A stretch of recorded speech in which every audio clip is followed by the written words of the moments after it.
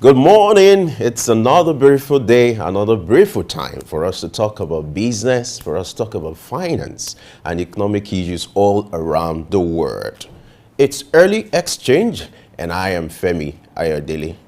Today is International Day of Peace, a day dedicated by the United Nations to celebrate, the ideal and strengthen the ideal of peace all around the world. These are many more other things we'll be talking about. But before we go into that, Blessing is standing by to take us all around the world with news update. Blessing, good morning. How are you today?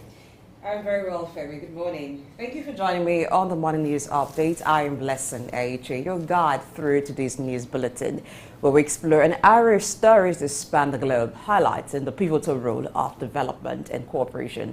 But first, let's take a breather. Stay tuned.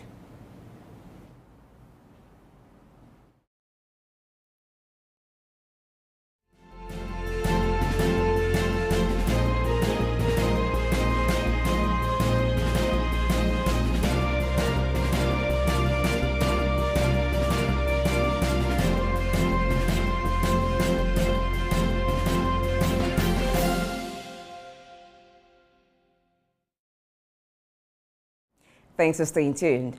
The Chief of Army Staff, Lieutenant General Taoreed Lagbaja, says the Army is reactivating its air wing to enhance its operations and relieve pressure on the Nigerian Air Force.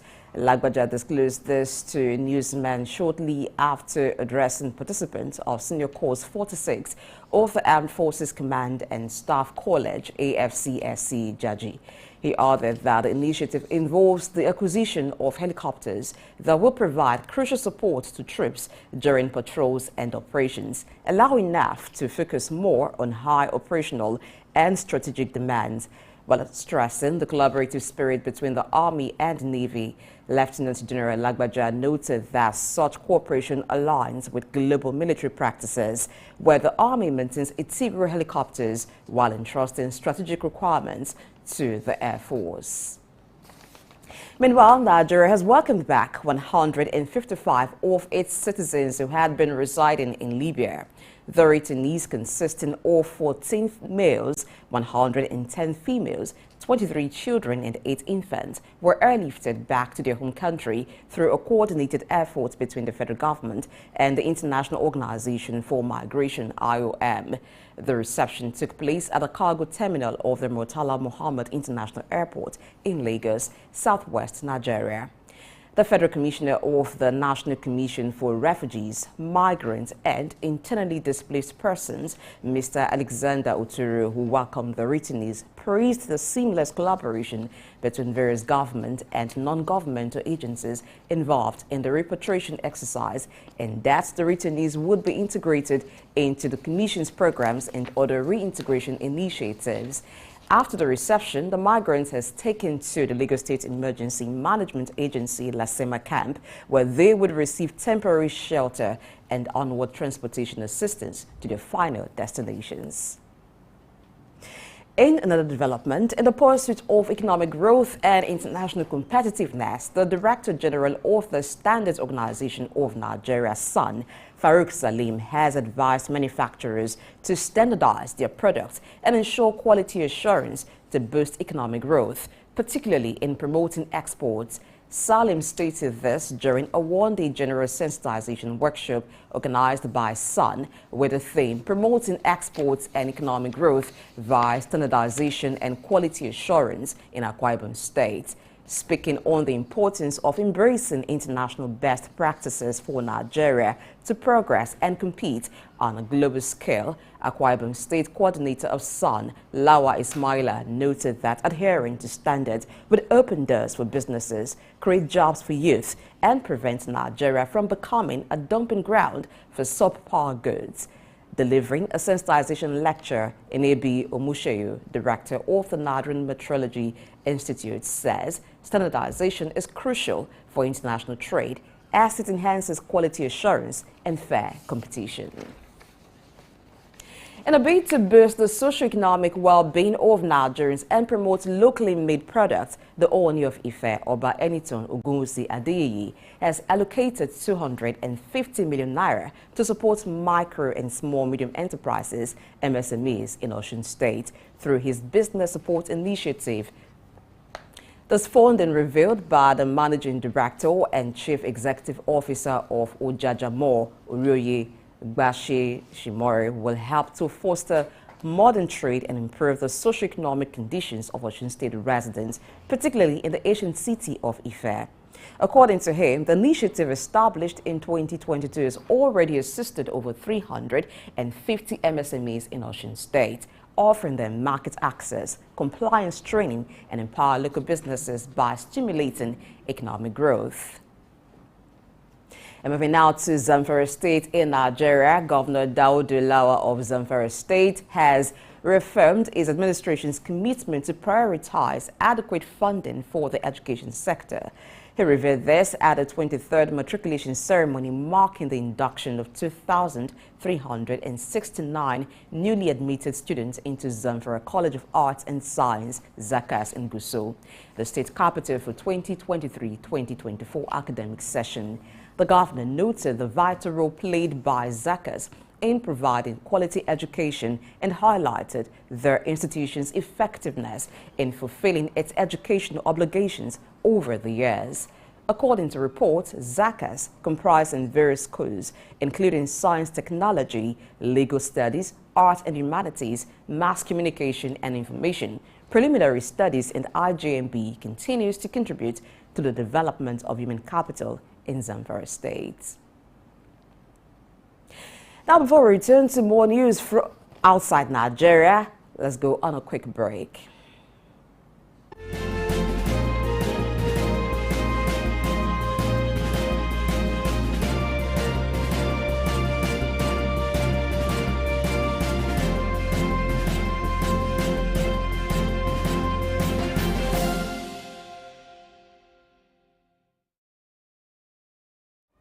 Glad to know you're still with us on the morning news.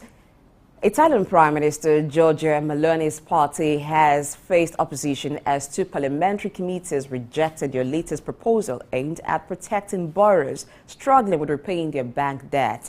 This development comes as a relief to investors in Italy's significant €307 billion bad loan market. Last month, Italian lawmakers had stirred concerns among bad loan investors by suggesting that borrowers should have the right to repay their loans at a discounted price at which the bank had sold them, plus a 20% premium. In response to these concerns, Meloni assured that there were no imminent measures affecting non-performing loans. Meanwhile, Ola Electric, an Indian e-scooter company, is speeding up its plans to go public, ready to file papers for its initial public offering IPO, worth up to $700 million by the end of October. Investors like Temasek and SoftBank have valued the company at $5.4 billion recently.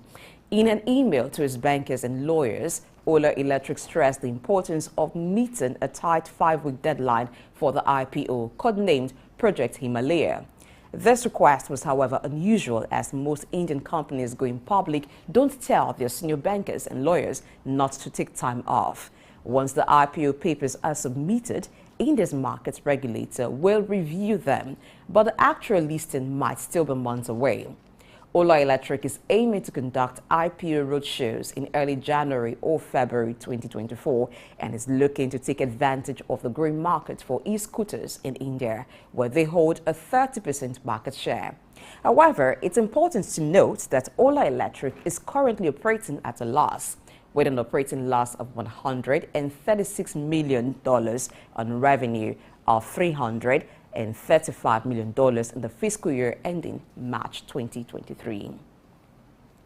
Turning now to the U.S., President Joe Biden and Israeli Prime Minister Benjamin Netanyahu are set to engage in their first in-person talks since Netanyahu assumed office in December.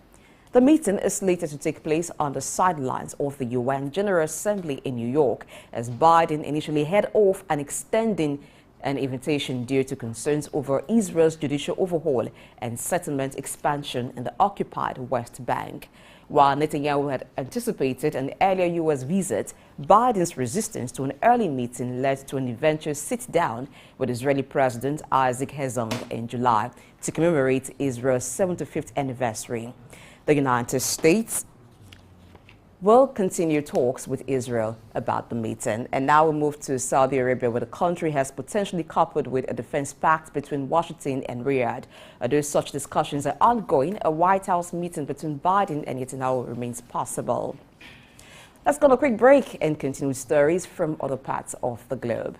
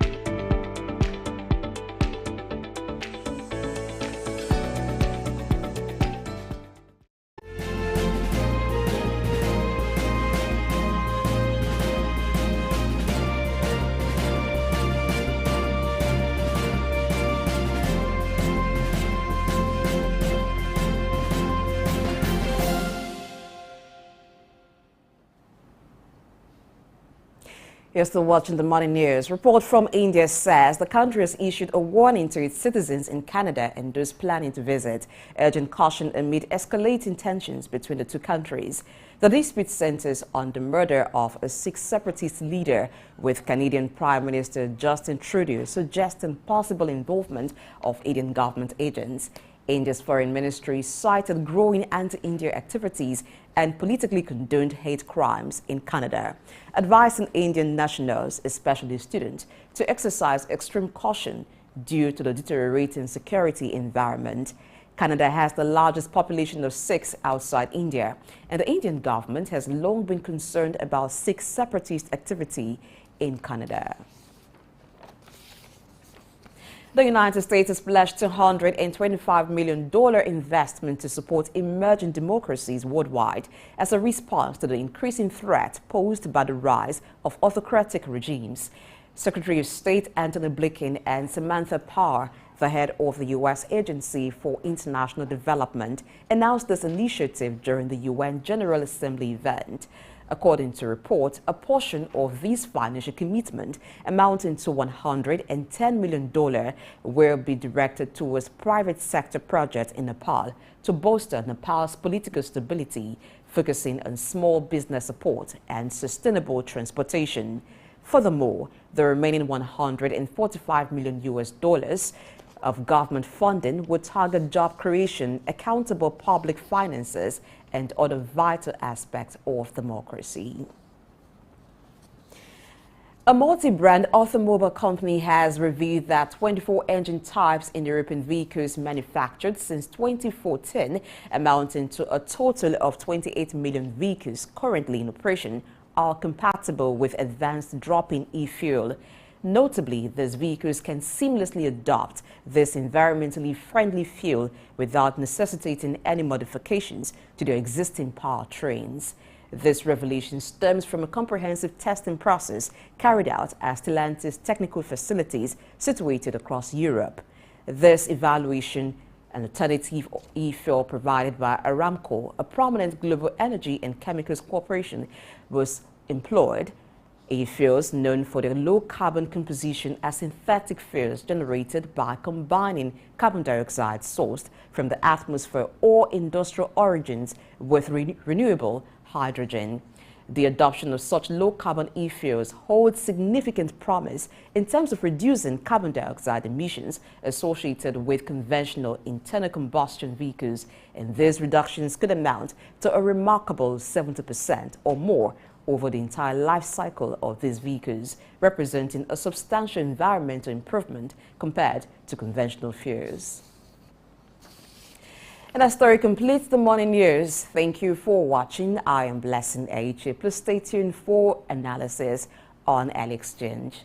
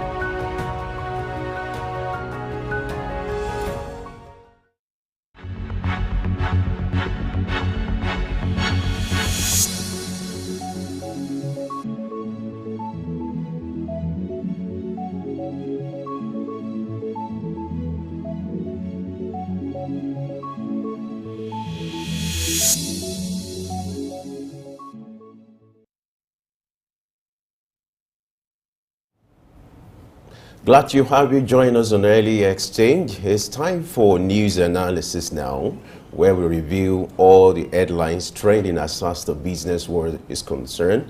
And I'm joined by the wise men, as usual. You know, I have with me Sam Oruwije. Glad to have you join us on this pleasure. news Good morning, analysis. Tammy. Good morning, Blessing. And Blessing, as usual, has been a good company. Yes. Today is International Day of Peace. And I bring you What peace. a day. I bring you peace Yes, with me. yes, I bring Mr. Sam peace as well. You know, in Nigeria, we like to say happy whatever, in what Yes. depending on the station, happy Sunday, happy Wednesday. This, happy that. So permit me to say happy Peace World Peace Day. Okay. I wish you sing. All right, let me start with Sam. Talk to us about the motive and the spirit behind this World International Peace Day, so that our viewers can understand and the impact. All right, thank you very much indeed. Today, 24th of September, is declared by the United Nations as a day of peace.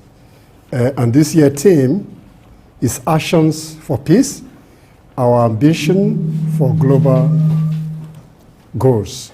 So this underscores the need for peaceful coexistence of everybody under the surface of the earth. And recall that the United Nations itself was a product of the Second World War. So today is a day that underscores the need for peaceful coexistence. And this year theme is Actions for Peace. What are we doing to do peace building initiative that underscore our collective action to sustain a peaceful coexistence among nations and among people. And that's essentially what they underscore. I observe the level of public awareness is not that strong. People just don't get to know that today is World Peace Day. I've had reason to speak with a lot of my colleagues, a lot of people, and then, even while coming here, I asked them, today is World Peace Day, are you aware? I said, no, I'm not aware. So what can be done to improve the level of public awareness? Because the essence of having these special days is to ensure that people imbibe the lessons, and then it makes our society better. So what can be done to ensure that the level of awareness is improved? I think the awareness is there. To what extent that people key into those information is a different subject matter. But within the international organization, international civil society organizations, and those who are in charge of peace building initiative have various activity that highlights and speaks to peace building, particularly across West Africa. So a lot of program initiatives are there for today, and in the last 1 week, those international NGO have been speaking to this subject matter of peaceful coexistence, particularly on the west coast of Africa. All right, according to the UN, they've declared this day as a day to have collective action, individual and collective responsibility to foster peace. On the individual level, what kind of actions can people take? And collectively as nations, because this is a global thing, what would nations need to do to ensure peace? Okay, at the individual level, number one, tolerance is key. Religious tolerance, cultural tolerance, tolerance that based on gender sensitivities. These are issues that cause conflict among people. So at the family level, there's a need for peaceful coexistence. Tolerance is key. Then we must understand that human beings come from various backgrounds. So we must celebrate diversity, which is critical to peaceful coexistence. These are the normal levels. So at a macro level, as a nation, this is a plural society.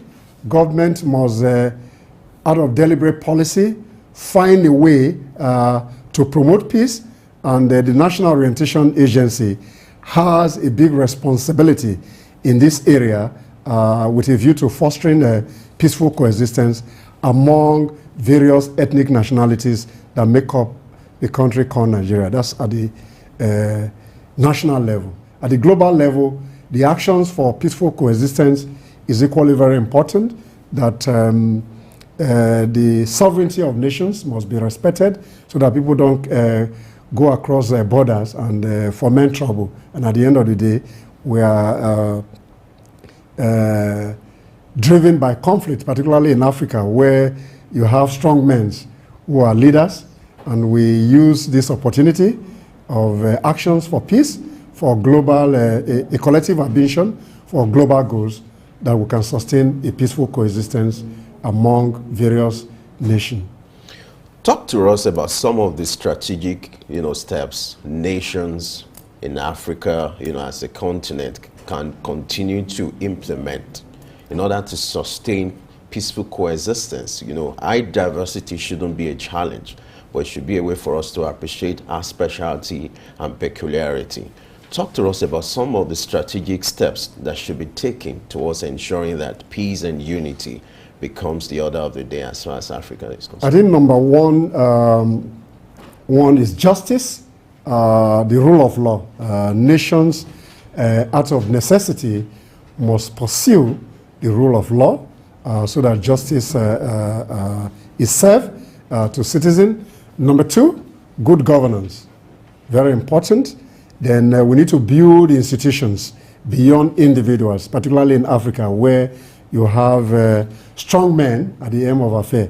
And these are the overlapping drivers of conflict. So good governance, the rule of law, then building institutions beyond individuals.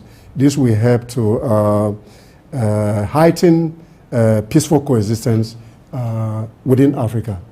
Look, on a global level, you talked about the ideal when countries respect the sovereignty of other nations, but we know that the ideal doesn't really apply. So given the situation that we have currently in the world, we still have the Ukraine and Russia war ongoing, and there are pockets of warlike situations spread all over the globe. What can be done? Is peace still possible at this stage? Peace is possible, and peace is possible in spite of the skirmishes of wars and conflicts all over the place. But the message essentially is our collective ambition for a global peaceful coexistence. So while we have pockets of crisis here and there, the most important element of nation building or global peace building is for individuals to respect the rule of law, justice, good governance, and the ability of strong men to look beyond their current offices and see that the world is a global village and we must sustain peaceful coexistence. You keep emphasizing on the strong men. I would like, who are these strong men and what should be their role? Yeah, one of the major challenges and one of the overlapping driver of conflict is men who want to stay in power without a consideration for other people to have opportunity to be in power. So when these strong men are in position of authority, they instigate crisis. And those crises will lead to war. And when there's a complete breakdown, then peaceful coexistence becomes a challenge. So institutional building is key to peace building. Or peace initiatives are essential to building peaceful nation, peaceful society, and at the global level. Where there have been a breach of peace or where certain countries have encroached into the territory and had no respect for the sovereignty of others, at a time like this, would it be enough to just talk about peace, or are there certain steps that can be taken to foster peace? You have the United Nations, which is an umbrella international organization that is responsible for policing the world in all aspects. So what is important, you have key department, you have an undersecretary that is responsible for that. So what is important, if there are issues, you bring them to the table at the United Nations. Currently, you have the United Nations General Assembly ongoing in the United States of America, in particular, New York. So these are mechanisms where peaceful coexistence can be sustained among nations. Conflict is inevitable in human society, but what is important is that when differences occur, people should be able to come to the table to resolve those conflicts. Then we can sustain peace. As we wrap up, you earlier talked about the influence of strong men. Now, what should be the role of religious leaders? I want to believe they are strong men, but they can have positive influence this time around. What should be the role of religious leaders, the role of traditional rulers in ensuring peace and stability reign in the society? Okay, at the micro level, if you talk about traditional ruler, they are custodian of culture, so they should continually preach peaceful coexistence to their subjects within their communities. Then at the religious level, they equally need to respect the rule of law and stick essentially to their faith and belief system while encouraging their congregation or their members to stay on course based on the existential value that drives those religious institutions. All right, on a day like this, we should see certain activities to register the consciousness that this is a day for international peace. What kind of activities should we be looking to see?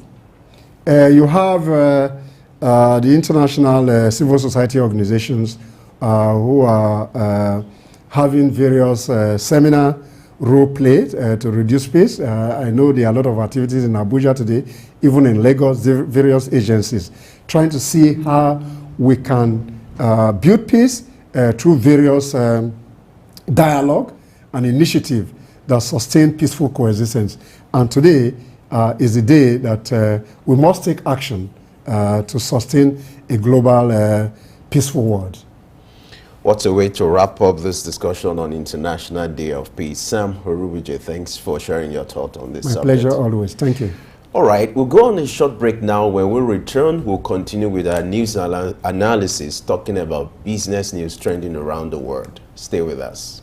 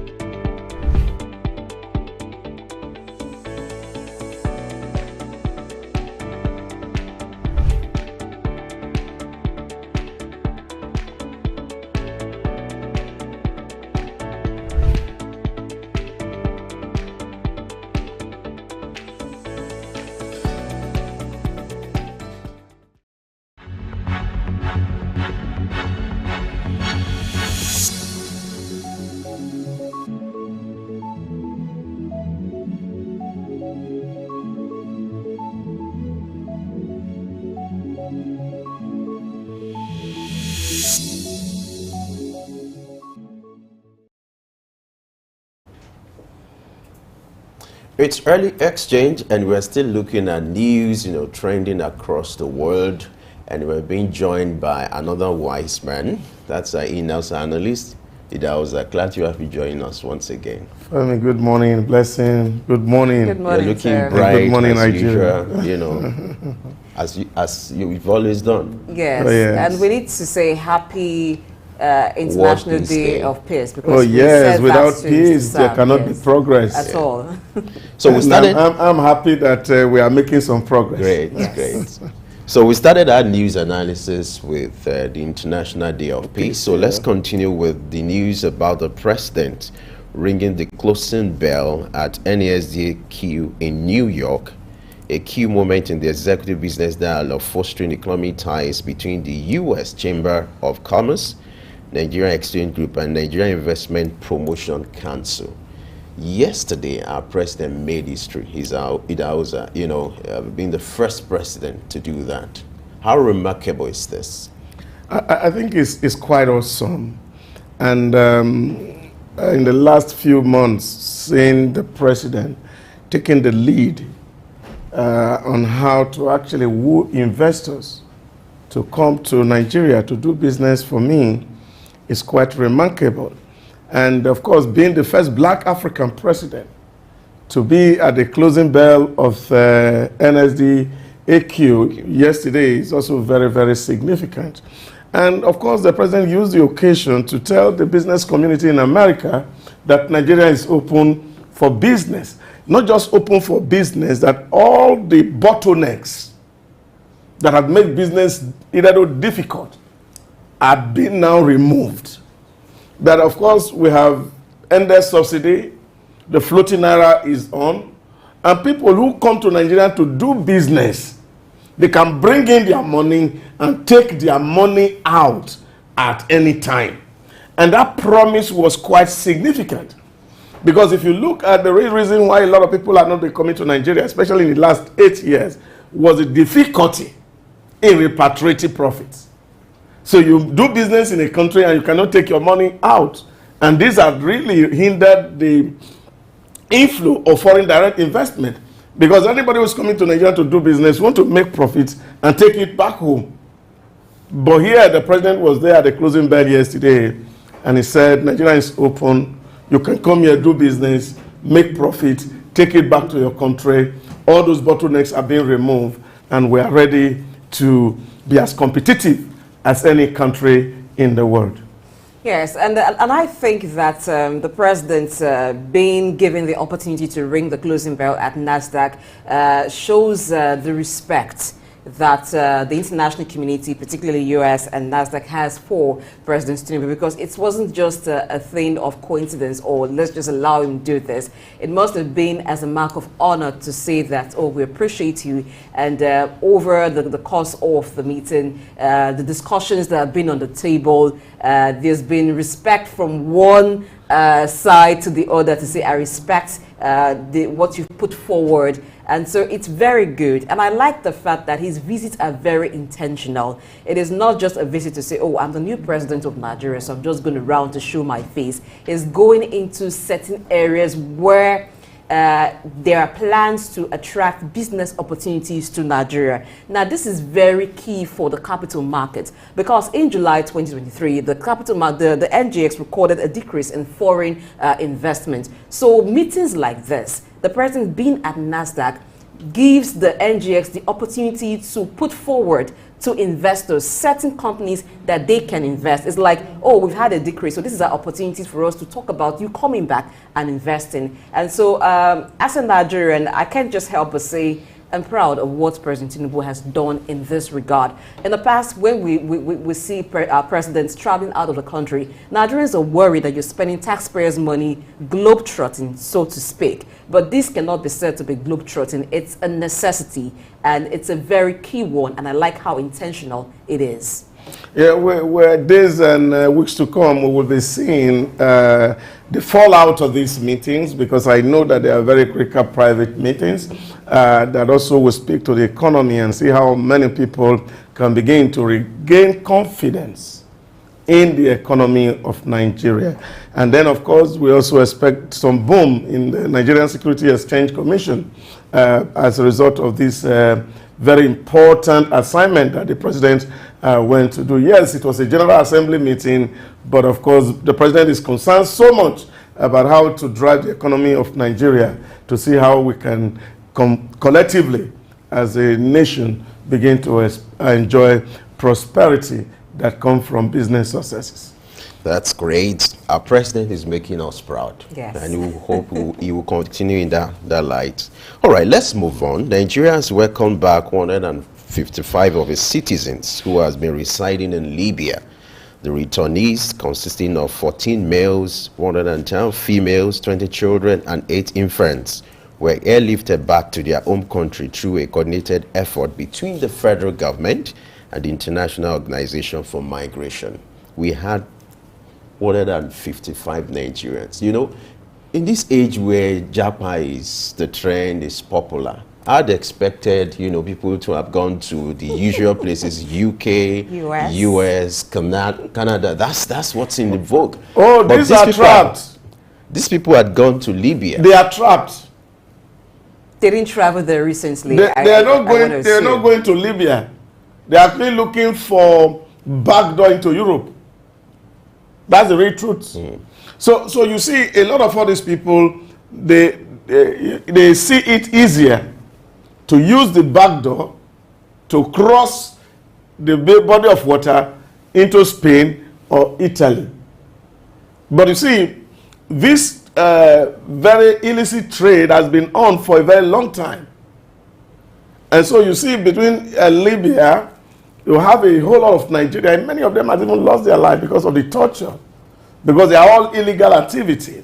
So they are not really lawful migrants.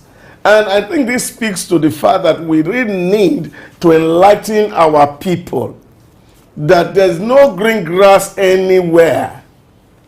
People water their grass to be green.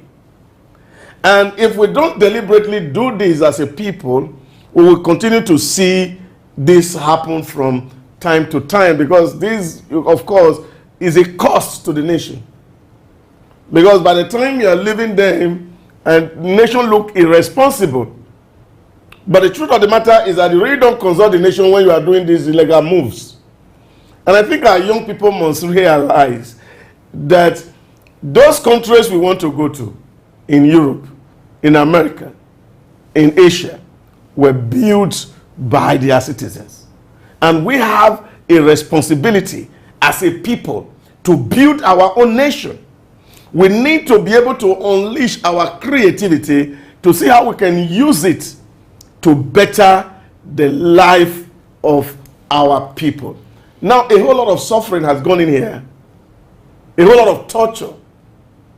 In short, of course, some Libya security men are really heartless. And we have had cases in the past where many of them are subjected to sexual abuse, and the rest of them, especially the female. So this is not really right for us. And of course, you know, like they say, some countries are also opening this small door to get cheap labor, because they deliberately allow illegal immigrants because they have no right. When they are oppressed, they can't go to the police. So they can actually be exploited.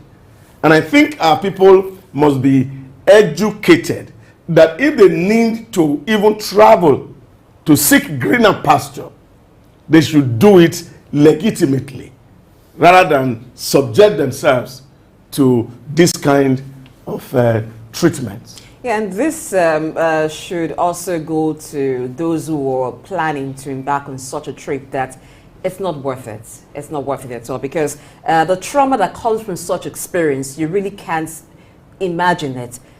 For this set of returnees, we have 14 males, 110 females, 23 children, and 8 infants. Now, though we do not know exactly, but you can actually guess, and imagine. I'm sure the guess will be correct, that these infants were born to Libyans.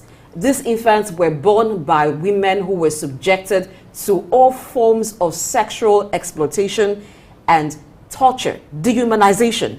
So imagine children born in that condition. Imagine women who have been subjected to that condition. Now, if you think as a woman that the condition in which you were in Nigeria was bad because there were not enough economic opportunities available to you, and you go through something like this, you come back with nothing.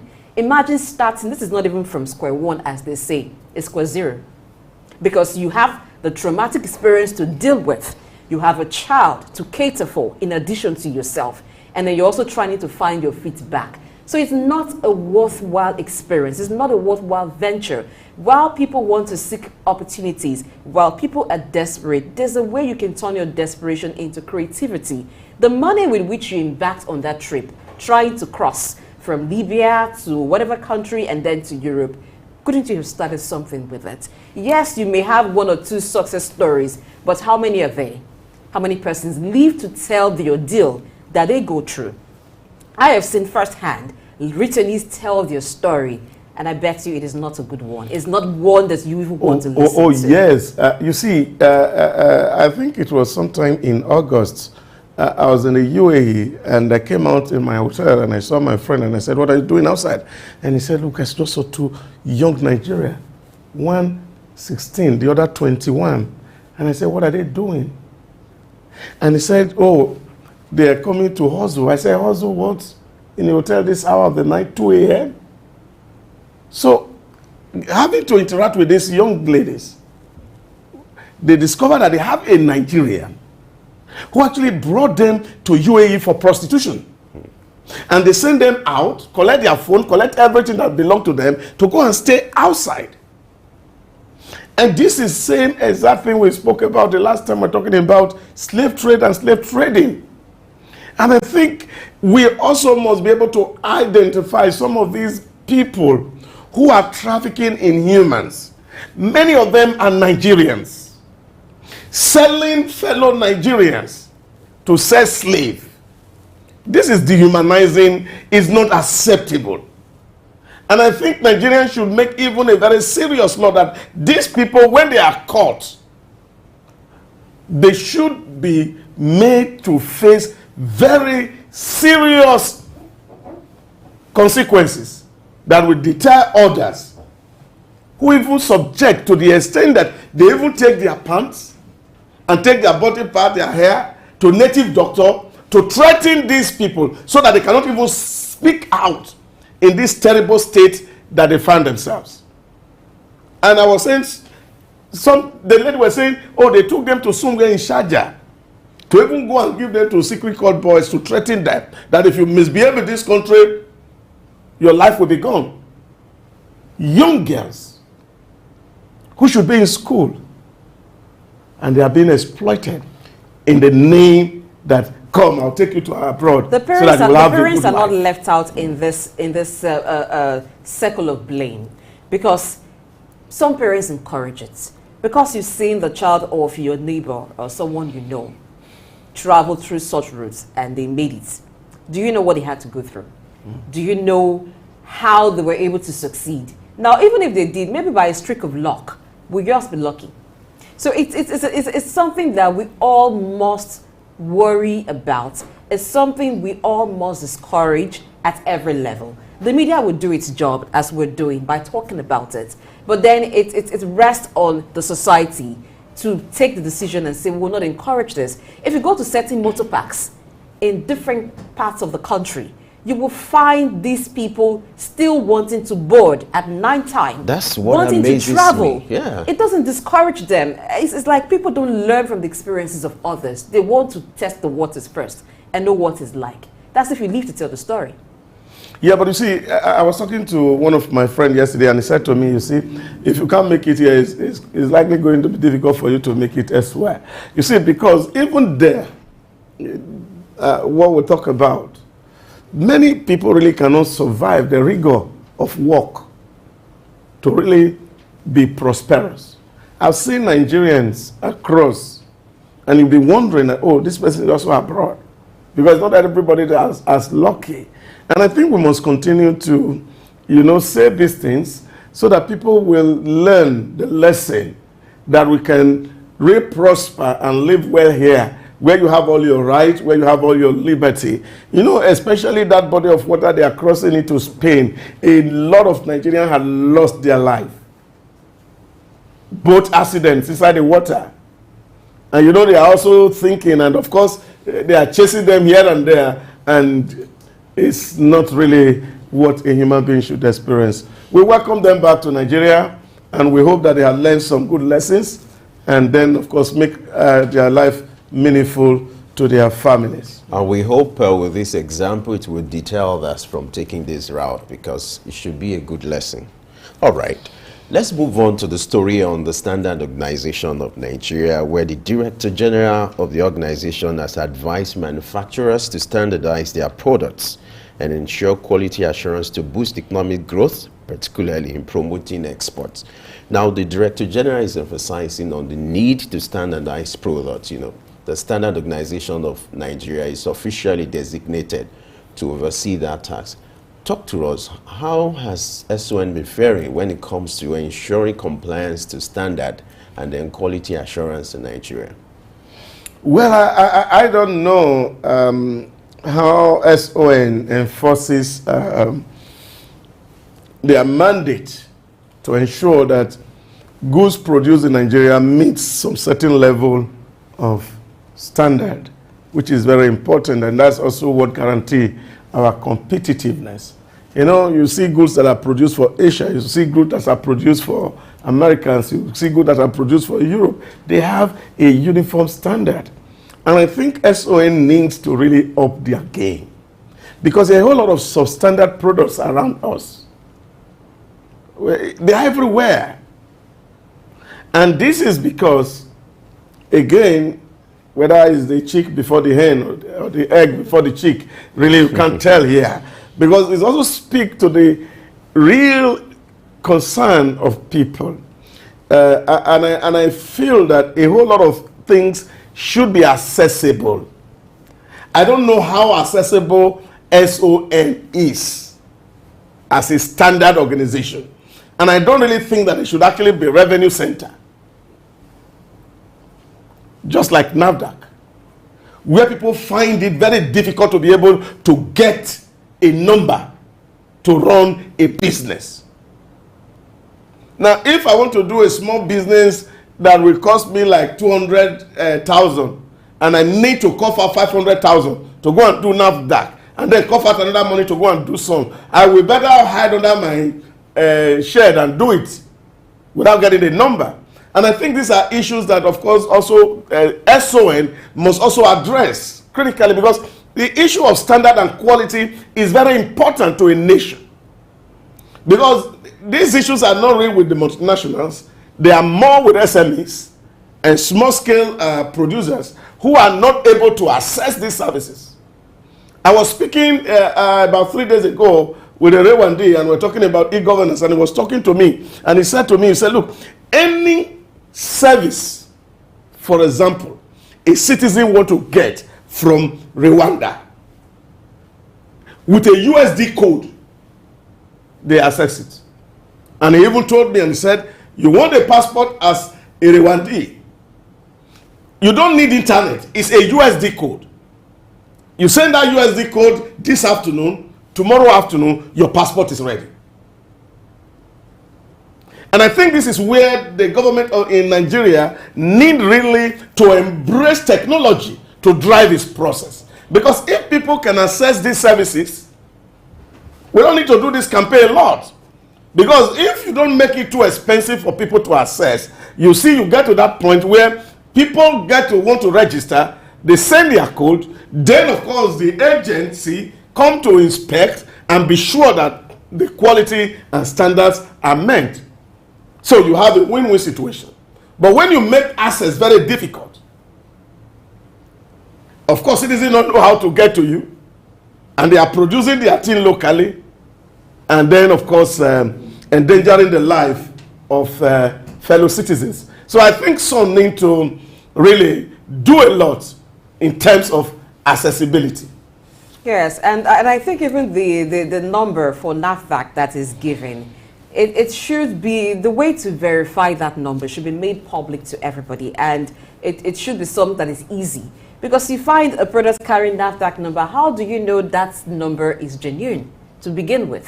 We just assume, we just go by faith, so to speak, believing that the NAFDAC number is genuine. Because some of them even fake the NAFDAC number on their products. But I agree totally with Idahosa that if the access to getting products approved becomes very easy, then you have a lot of local manufacturers go through the process. Yes, there may be those who for some reasons want to cut corners, who do not want to have their products verified because they know that they do not want to comply with the requirements. But there are those who truly want to, but it's out of their reach. Now, there's an SME, there's a local manufacturer. She was manufacturing this yogurt product and some. But the challenge that she had when she brought her business proposal was that she has not been able to get secure NAFDAC verification because she's not been able to put the money together. Now, for people like that, that becomes a problem. It is. It is. You see, because, and I think this is a really big problem in Nigeria, because almost every government agency has become a revenue center. So all we are interested in is how to collect revenue. But I think this is much more than collecting revenue. You see, because standard is important. Now, if you don't have quality assurance for the product that you make in a country, of course, if it can be sold here, but it can't cross our border, because if you enter into the next door neighbor, it will be rejected. And no country can grow by itself. And I think this is important. So we must be sure also to even make requirements very clear enough that people can access it. And go to, for example, to a standard organization website, and you are able to actually assess what requirements is needed to make a basic product. I read a report where some business owners even go as far as meeting some of these manufacturers to give them the specifications of these substandard products, whereby they willingly, in fact, make requests for those things with the impression that when they get to this end, it is cheaper, it is affordable, they can make more money from it. And you discover that this has been a trend.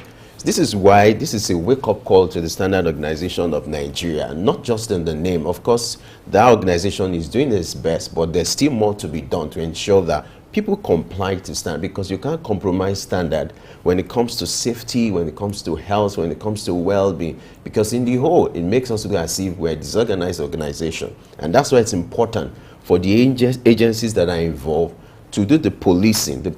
It's not the absence of regulations or law or agencies, but where the challenge is the area of enforcement to ensure that these producers and even business owners comply to the standard. Yeah, but I think also to speak to Nigerians that we must be lawful people.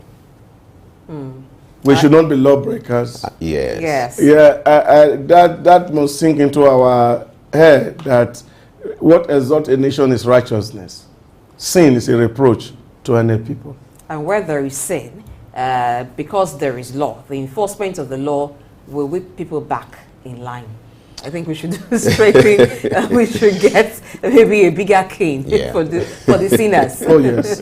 Yeah, you see, because really, it is important. You see, teaching and training people on corruption measures, one of the issues that we talk about is the fraud triangle. Fraud triangle. At the top, you have, a pressure. At the base, you have opportunity. And at the other base, you have rationalization.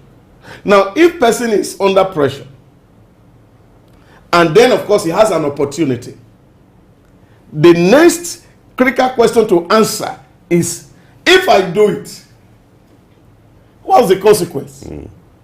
Now, if you weigh the consequence and the gain from what you are going to do, and the consequence is just small, that becomes a motivation to go into that crime. So you see here is that there's always a pressure to do business, and then you have opportunity to hide and do it. Now the gain is, if I'm caught, what happened? Oh, probably if I make 20 million and then I give 10 million to the relevant agencies, at least I'm still smiling to bank with 10 million. It becomes a motivation to commit crime. And I think that is where we really need to emphasize that the consequences of infractions and violations of our law be so stringent that people are afraid to commit the crime. There will be no longer rationalization, whether you're under pressure or you have opportunity to do crime. As we wrap up, let's quickly look at the story from Osun State, which has to do with the Ooni of Ife, which he has allocated 250 million to support SMEs in that state. We have a station here where government is expected to do everything, but we have an individual coming up now, interestingly, a traditional ruler, taking up this initiative. What do you think will be the impact on that state and a lesson for other traditional leaders? Oh, I think that's great. That's great. And thumb up to the Ooni of Ife for that initiative, to see how he is also making his own contribution in his own little way to get some people off the street. And I think a whole lot of Nigerians needs to do this. Not just traditional rulers. Those whom God has blessed, you also know that the resources that have been given to them is not just for their consumption alone. About 3 days ago, we spoke about Dangote Group also doing same somewhere in Kogi State. trying to see how to train some people to be able to do stuff. And I think this is really required. We need a whole lot of volunteer. Government cannot do this alone. Government cannot give every single Nigerian job. Government cannot train every single Nigerian. Now, what we must do as a people, no matter how small it is, we should be able to intervene. We should have people who give scholarship to children who are on the street. Take them off street. Because the more of this we do, the more we can go to bed with our eyes closed. With both eyes closed. With both eyes closed. All right. What a way to wrap up this news analysis. Idauza, thank you for sharing your thoughts as usual. All my pleasure, Femi. All right, we'll go on a short break now for us to have a special report on the International Day of Peace. And when we return, the discussion for the day will start. Stay with us.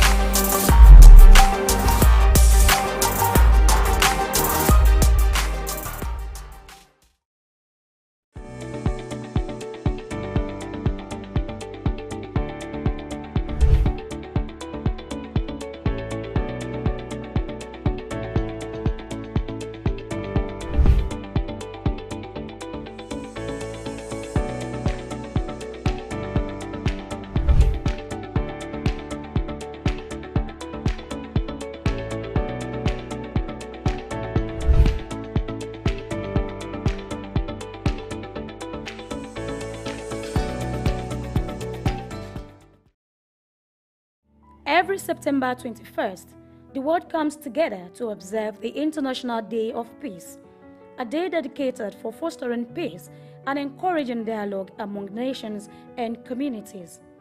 This day, which was established by the United Nations in 1981, calls for a worldwide ceasefire and invites all individuals to contemplate how they can contribute to a more peaceful world.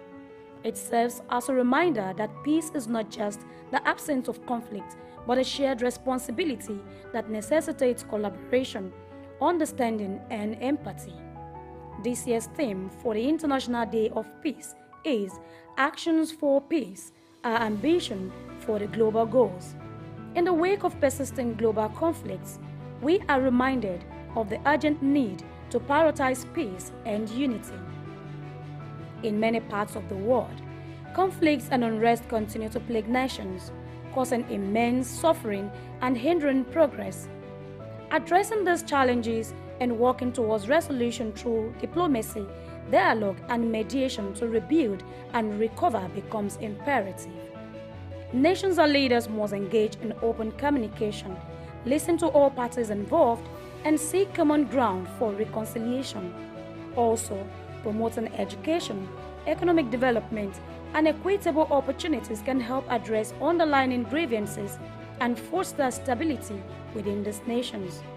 As this year's observation emphasizes the importance of inclusivity, It calls for actions that address inequalities, promote social justice, and uplift vulnerable communities, recognizing that sustainable development and lasting peace are interconnected. On this day, let us reflect on our collective responsibility to create a world where peace is a reality for all. Grace Komolafe, Souk News.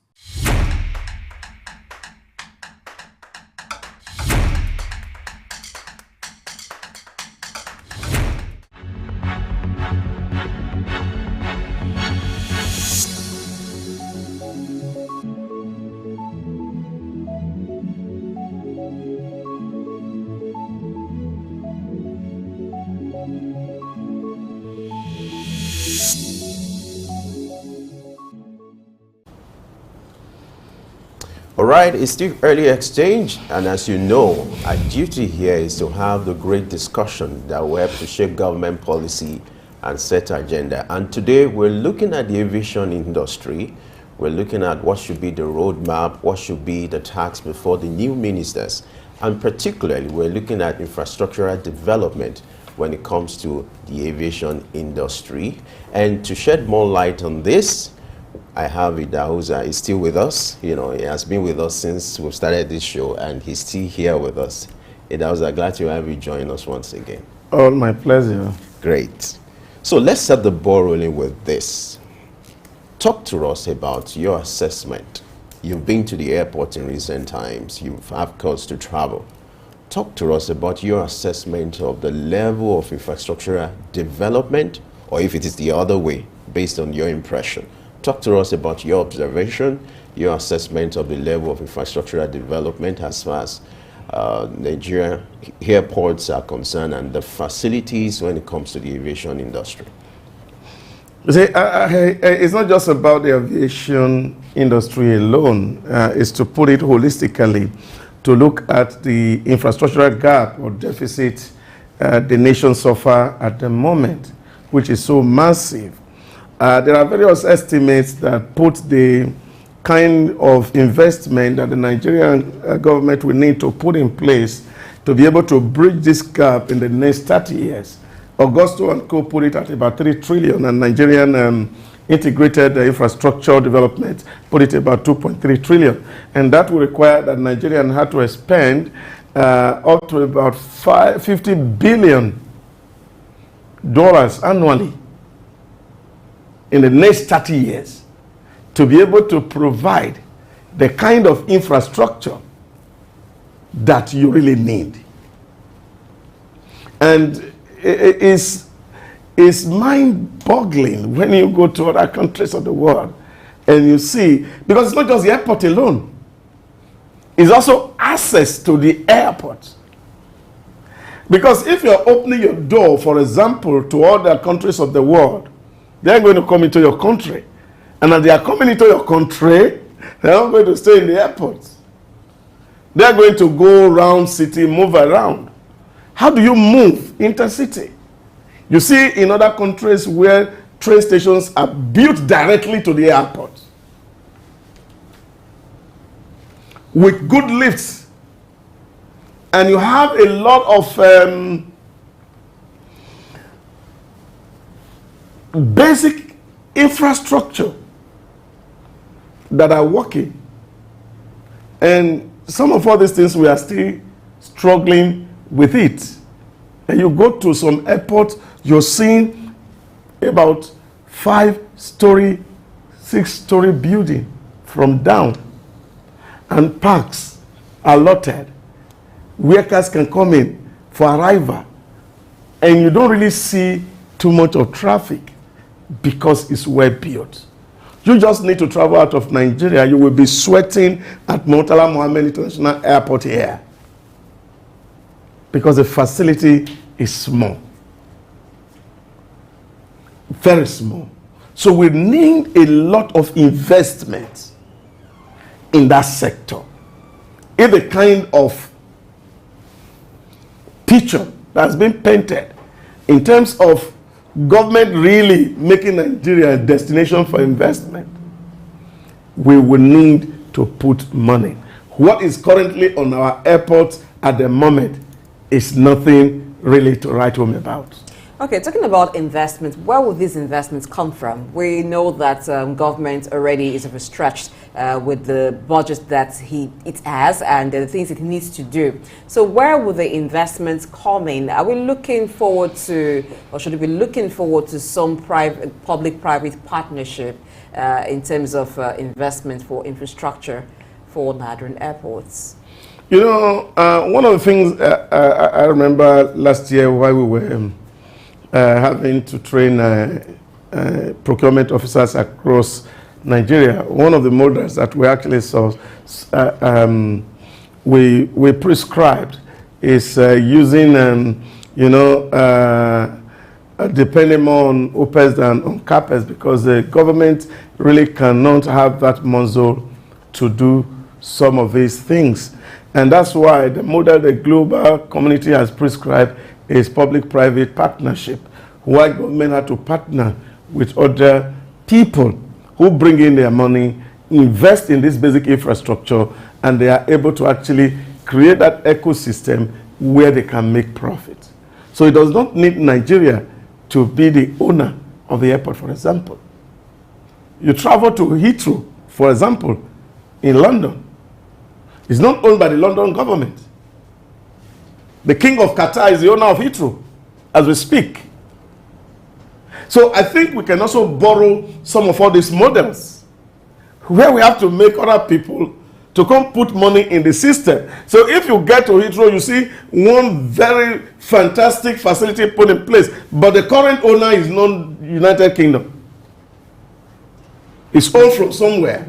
And so they put the money in there, and then of course it's giving service to the people of the United Kingdom. And the government is getting royalty from those services. And I think that is what should be done. Yesterday I gave the example of the Salik program in the UAE, where private and public sector partnership had worked. And here, of course, we don't need to build tools here and there. Of course, people build infrastructure, and they know that in the next 30 years, the system will be stable enough for them to be able to harvest their profit. Because the real driving motives for every businessman is to make profit. And so if it is not attractive, if it cannot produce the requisite profit that the businessman needs, he will not go into it.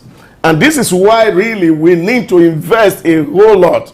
And the government must create that enabling environment. Especially today we are talking about World Peace Day. We need a whole lot of peace. We must be able to manage non-state actors that are becoming so powerful and put them under check so that other people can bring in their money into our country to help us develop it. And I can tell you in the next 30 years, we will be able to bridge some of all these gaps. Okay, the model you just described, what is the workability of that model in a country like Nigeria? For instance, in the UK, where you talked about the airport being owned by the Qatar government, but that is a place where policies are properly made and properly implemented. If we have a situation like that in Nigeria, would we have certain things to worry about? And let's also look at the cost burden of such investments on travelers. Well, I think it's really not, you see, it's a win-win situation for both the investor and the host country. Policy are made for the good of the nation. You see, when you are doing this public-private partnership, you bring everything to the table. What's the cost of construction? What's the profit margin? Which, of course, according to the international customs, we know what it is, the base of a profit a company can take. And these are known. So once the procurement process is right, which, of course, the bill of quantity, for example, of construction is brought to the table. You know how much the company is investing. You know what the cost of capital is. And all these things are factored in, and you know what profit that is reasonable for a given period of time in the next 30 years. Then you build this into your cost, you'll be able to determine it. And then, of course, if people are getting quality service, a lot of people want to actually pay for service, but it is they pay for a better service than elsewhere. Let me give you, for example, if you are traveling out of Nigeria, to give you a trolley to carry your load from your car park to the airport, you pay 500 naira. When you are coming in, because you don't have alternative, sometimes they charge you up to 1,500 inside Nigerian airports in Lagos here. Whereas if you go to other countries of the world, trolley is free. You don't pay for it. So these are the things that is really the big problem. If you get to other parts of the world, taxi access to the airport is free. You can stay on the airport and ask for a boat. You can't do that in Nigeria, because some people have monopolized it. So it's even more expensive in Nigeria today than elsewhere. So cost is really not the issue. It's the management of the airport that is important. And because government is there to provide services to its citizens, you see government will be able to negotiate on behalf of its citizen. And if it's working in other country, I don't see the reason why it should not work in Nigeria. Now, the real reason why a lot of things don't work here, and I will continue to emphasize this, is because we have a malfeasant public service who are not really very interested in the well-being of the nation, that their private pocket become much more important to them than the good of all. And this is where value issues come in that we continue to speak to in this studio. That we need to have people with high values who should be able to prioritize their nation far above their individual interests. And that's why people say to you, the cost of making 1 kilometer of road in Nigeria can make 10 kilometers of road elsewhere.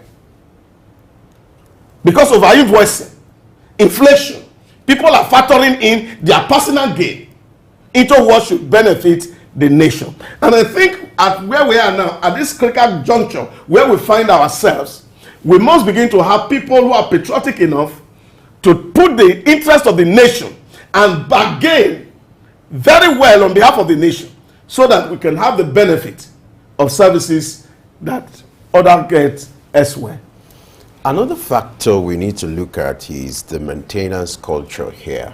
You know, we talked about infrastructural decay, which is not even peculiar to the aviation industry. At large, in civil service, public infrastructure, you can see the way the state they are in.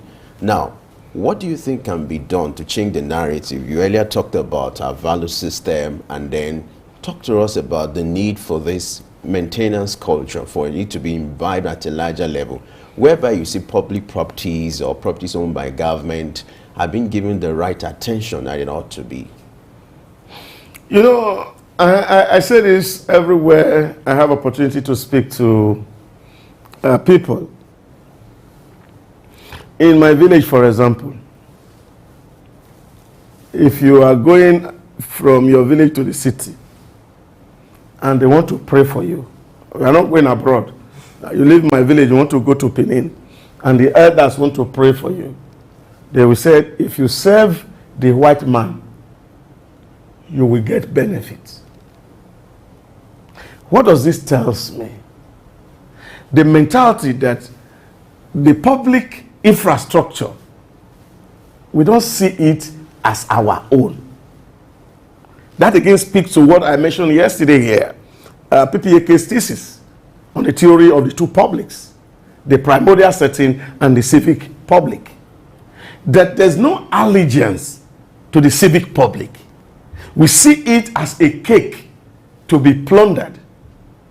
Some years ago, I think in 2010, when Nigeria was going to be 50, we initiated a project under the Fix Nigeria initiative that we call One Meal, One Nation, What we exactly wanted to do with that project was to see how we can build a massive cake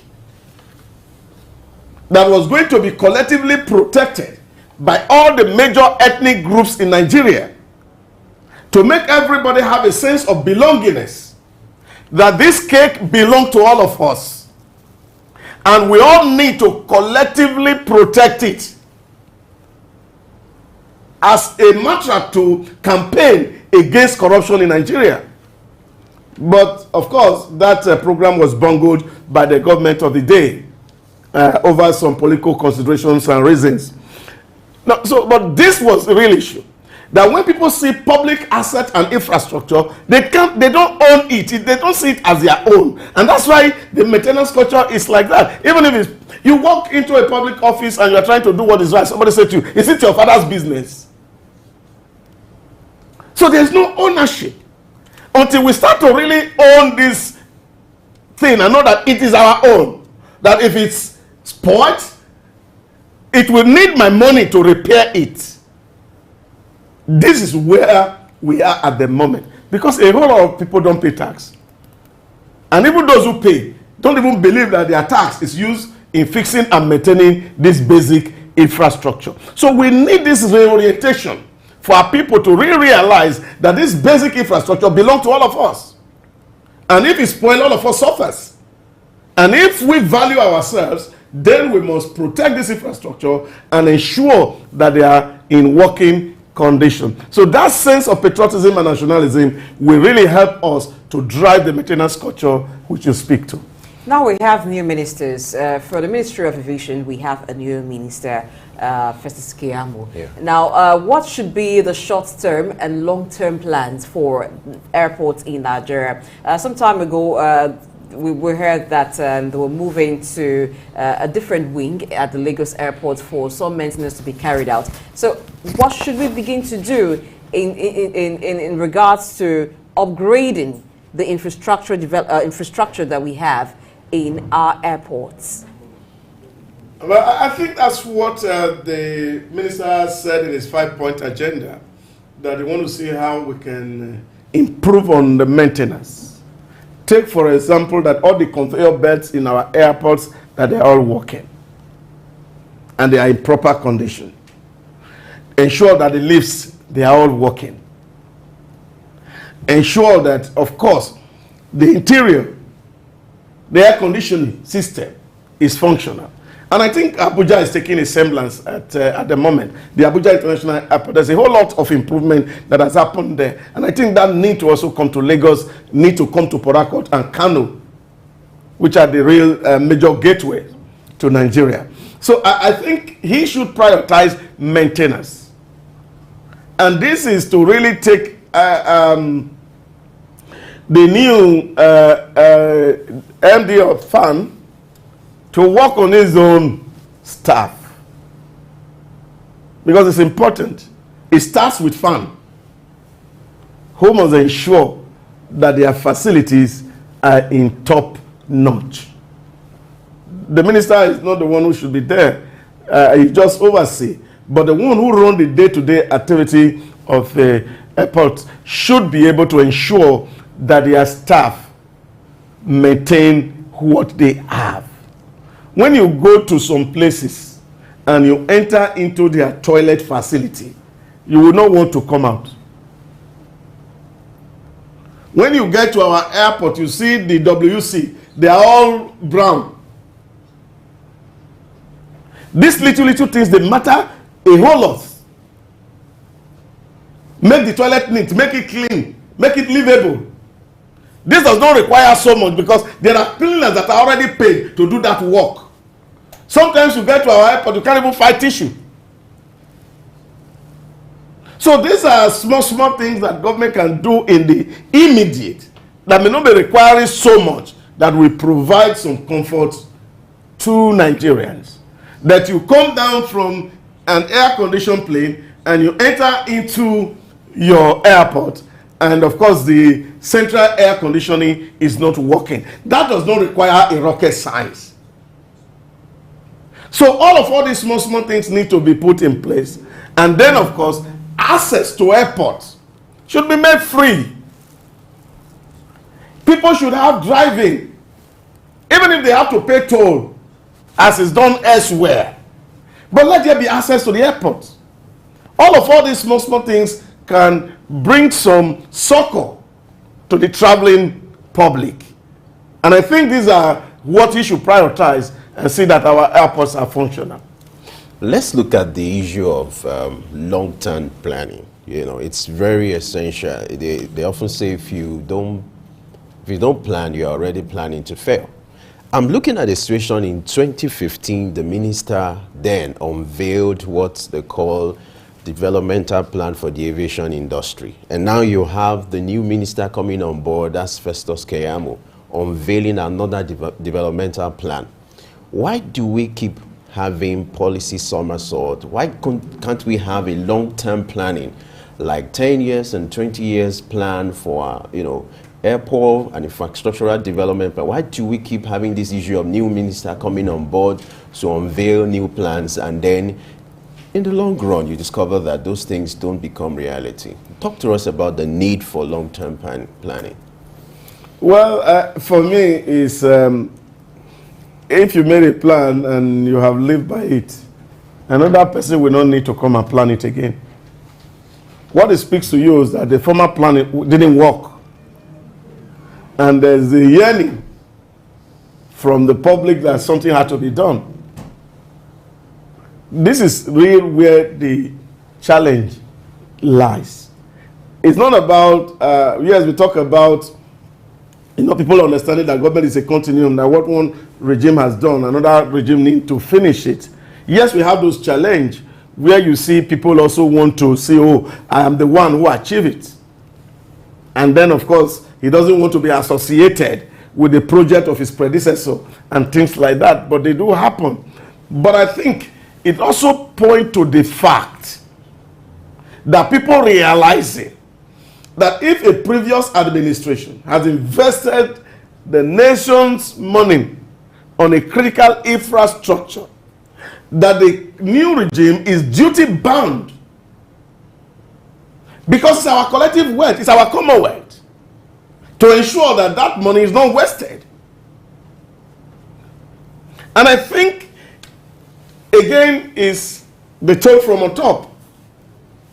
And I think that's what President needs to emphasize and see the state of basic infrastructure around and ensure that their ministers are not initiating new projects, but completing what is already on the ground and ensure that they are functional.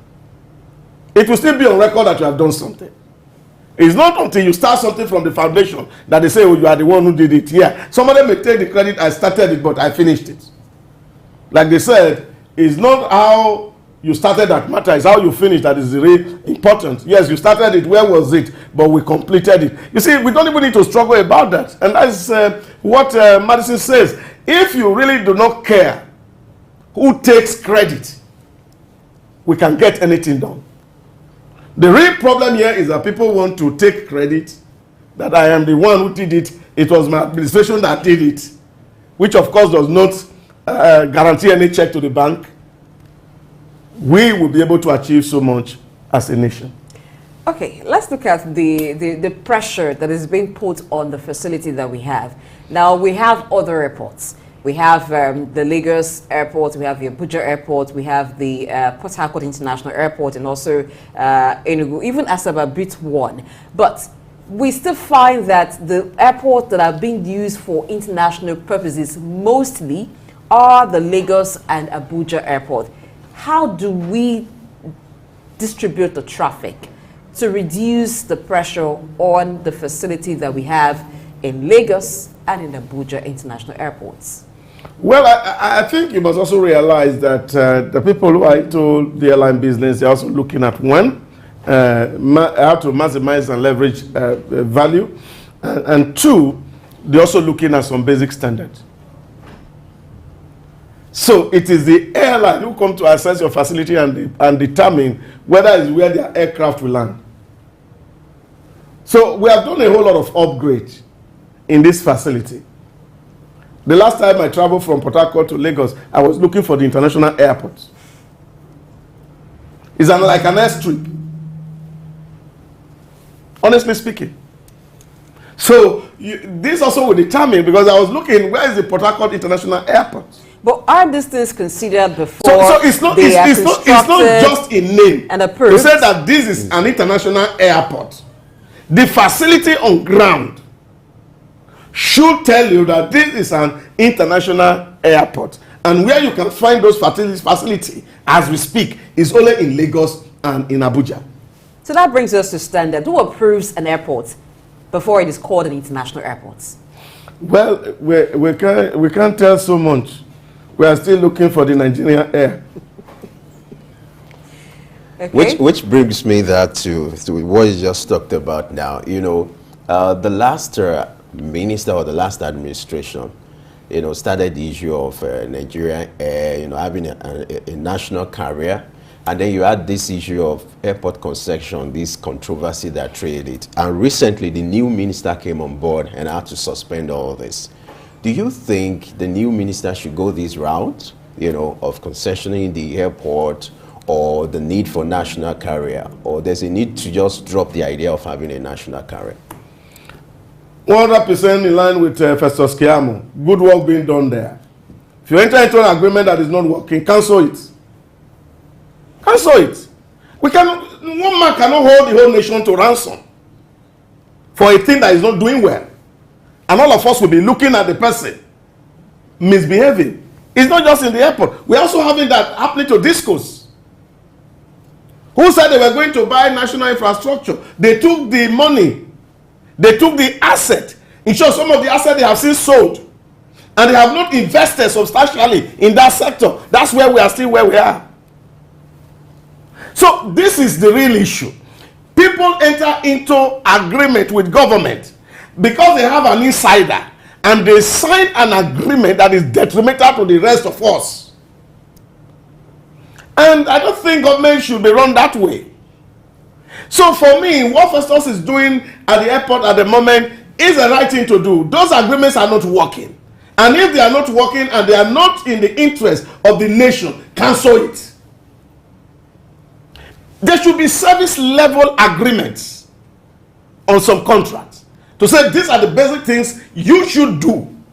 And this is what government needs to do. And if government fulfills its obligation, and that you are not fulfilling your obligation, and I think government should actually sue these people, make claims on them, and blacklist them from the contract list of the federal government.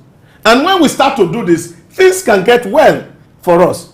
And I think the Minister of Aviation should follow this through to ensure that all those who enter into agreement with Nigeria, either to maintain our facilities, and they are not doing it within that space, they should take action.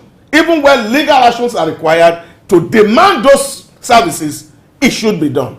All right, you're talking about legal action. Interestingly, the minister is a lawyer, so he understands that call to action. Idahosa, thank you for sharing your thoughts on the issue of infrastructural development in the aviation industry. Always my pleasure. All right, we'll go on another break now. When we return, we'll have another discussion with another special guest. Stay with us.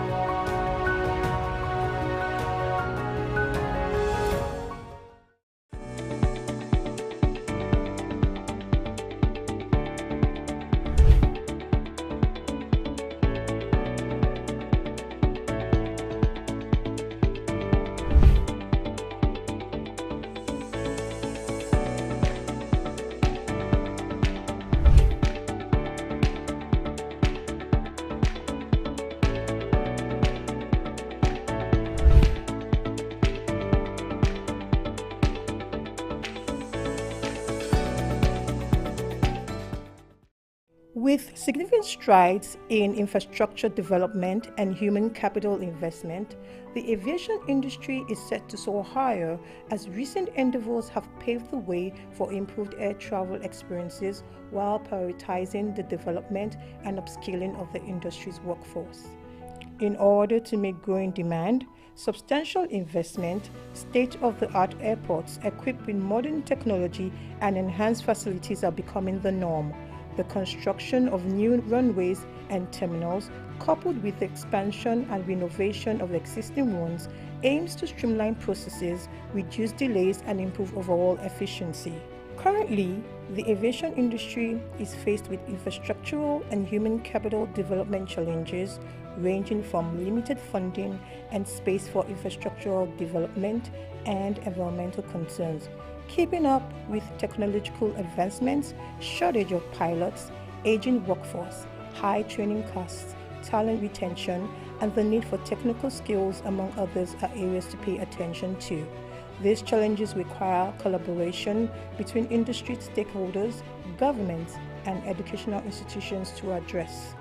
As the aviation industry continues to make ambitious strides in both infrastructure and human capital development, the future looks bright as these advancements will further boost economic growth and job opportunities within the sector. By creatively harnessing efforts and channeling investment right, the sector can confidently anticipate a thriving aviation industry that meets the demands of today and tomorrow.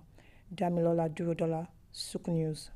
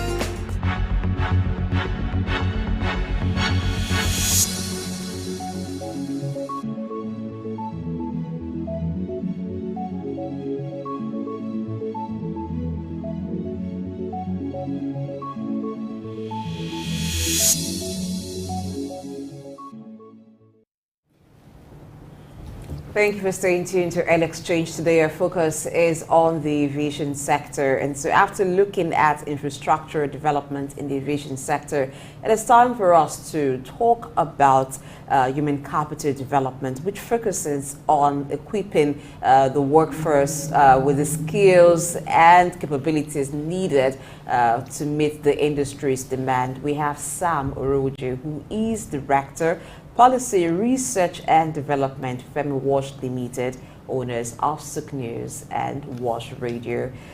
Welcome back, sir, because you were here earlier. My pleasure, Blessing and Femi. Yeah, glad to have you here. Yeah, good to All right, be here looking again. at the aviation sector, what does human capital development in Nigeria's aviation sector entail, or what would it entail? Okay, essentially for every workplace is a human capital that is a driver of any business. So the aviation sector is part of the entire workforce that drives a process.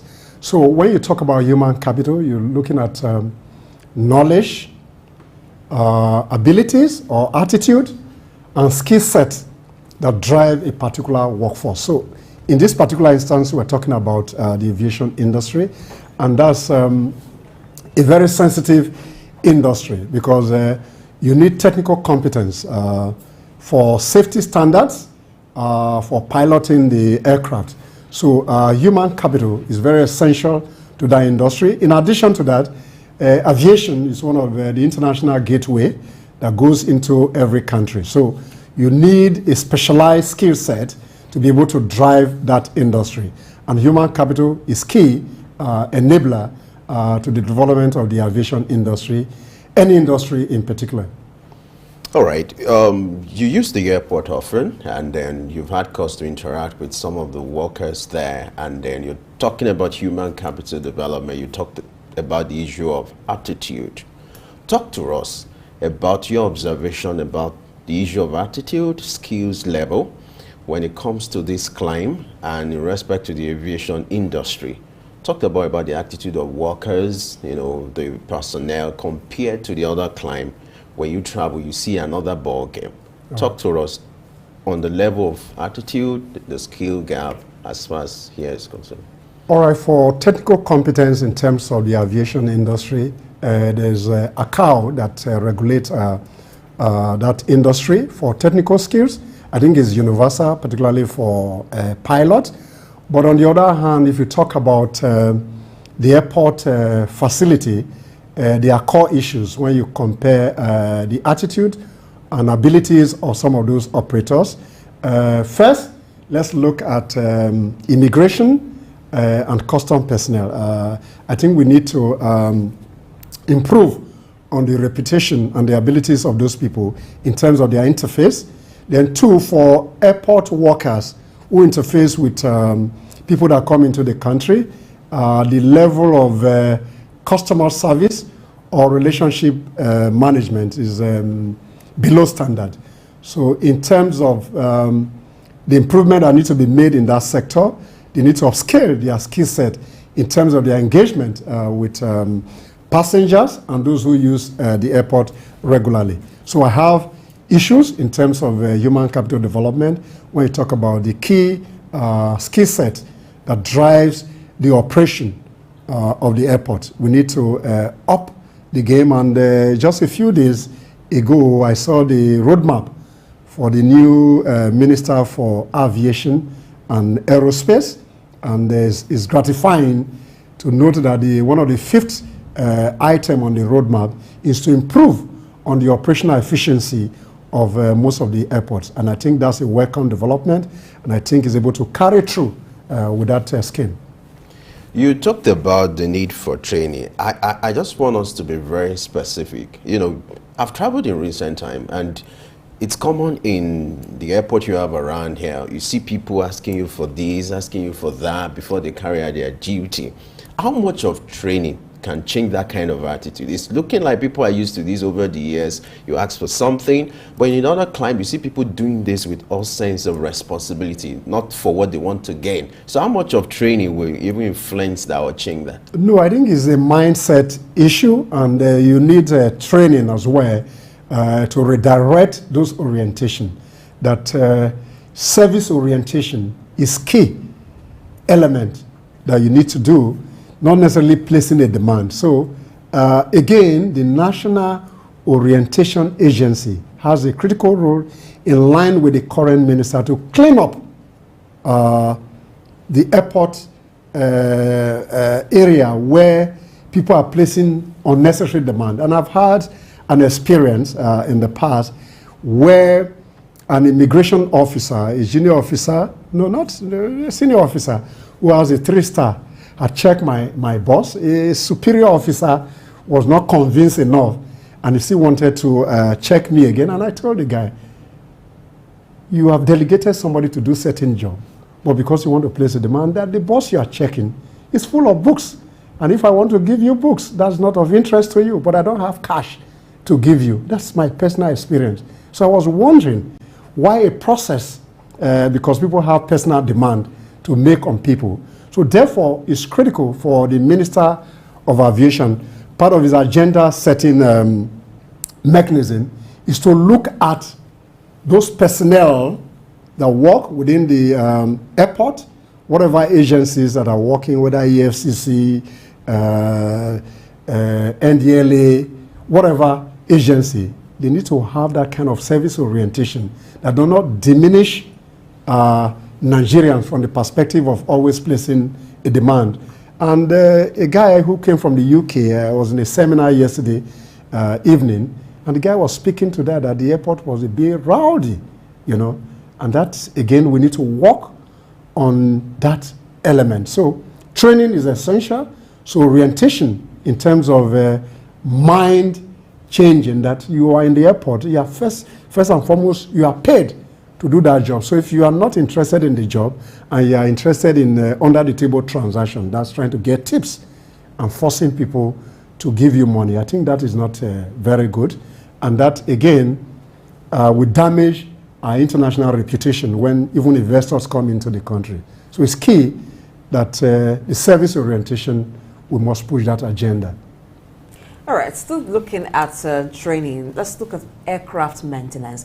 Now, that's one area that gobs lots of money for airline companies, because they need to take the aircraft abroad for maintenance. But we have aircraft engineers, we have aircraft maintenance engineers in Nigeria. What happened to that part of our human capital? Why do we still need to do maintenance outside of this country? All right, I think for aviation industry, that's a very sensitive and technical industry. There are basic standardization that the aircraft manufacturer subscribe to. So not only peculiar to Nigeria, aircraft go for routine maintenance at the manufacturer's environment. So there's what we call good manufacturer practices, GMP, that you do routine aircraft maintenance from time to time. So it's not peculiar to Nigeria. There are specific maintenance that need to go to the manufacturers of those aircraft. But you still have specialized engineers that does some basic maintenance. But based on the standard practice in that industry, aircraft must go for routine maintenance at the base of the manufacturers of those aircraft. So it's not unique to Nigeria. It's an international best practice framework that regulate that industry. Let's talk about the issue of competence. It is one thing to hire someone. It's another thing for the person to be competent in solving the problem being hired for. Now, let's look at this in respect to aviation industry. How much of training or investment should be done, either by the government or the private entities, to ensure that our engineers, our personnel, as far as aviation is concerned, are competent? Then let's also look at the issue of competence vis-a-vis, the need for investment in respect to that sector. Talk to us what can be done to bridge that gap in a situation where you invest in people, but the level of competence is still not there. What are you expected to do in that situation? Well, those competencies are there because it's a specialized industry first and foremost. I think the key issue that we need to speak to what extent do you do retraining? What are the frequency of the human capital development that take place in that industry? Those are the issues that we should speak to.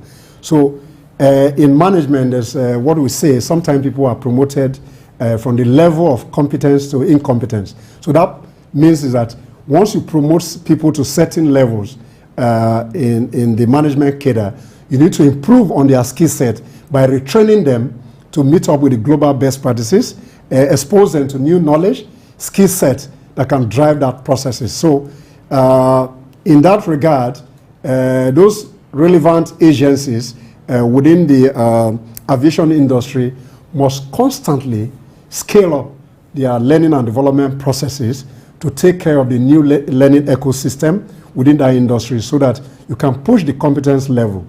It's key that constantly people must learn, relearn, and unlearn so that they can stay relevant and stay above the curve in their industry.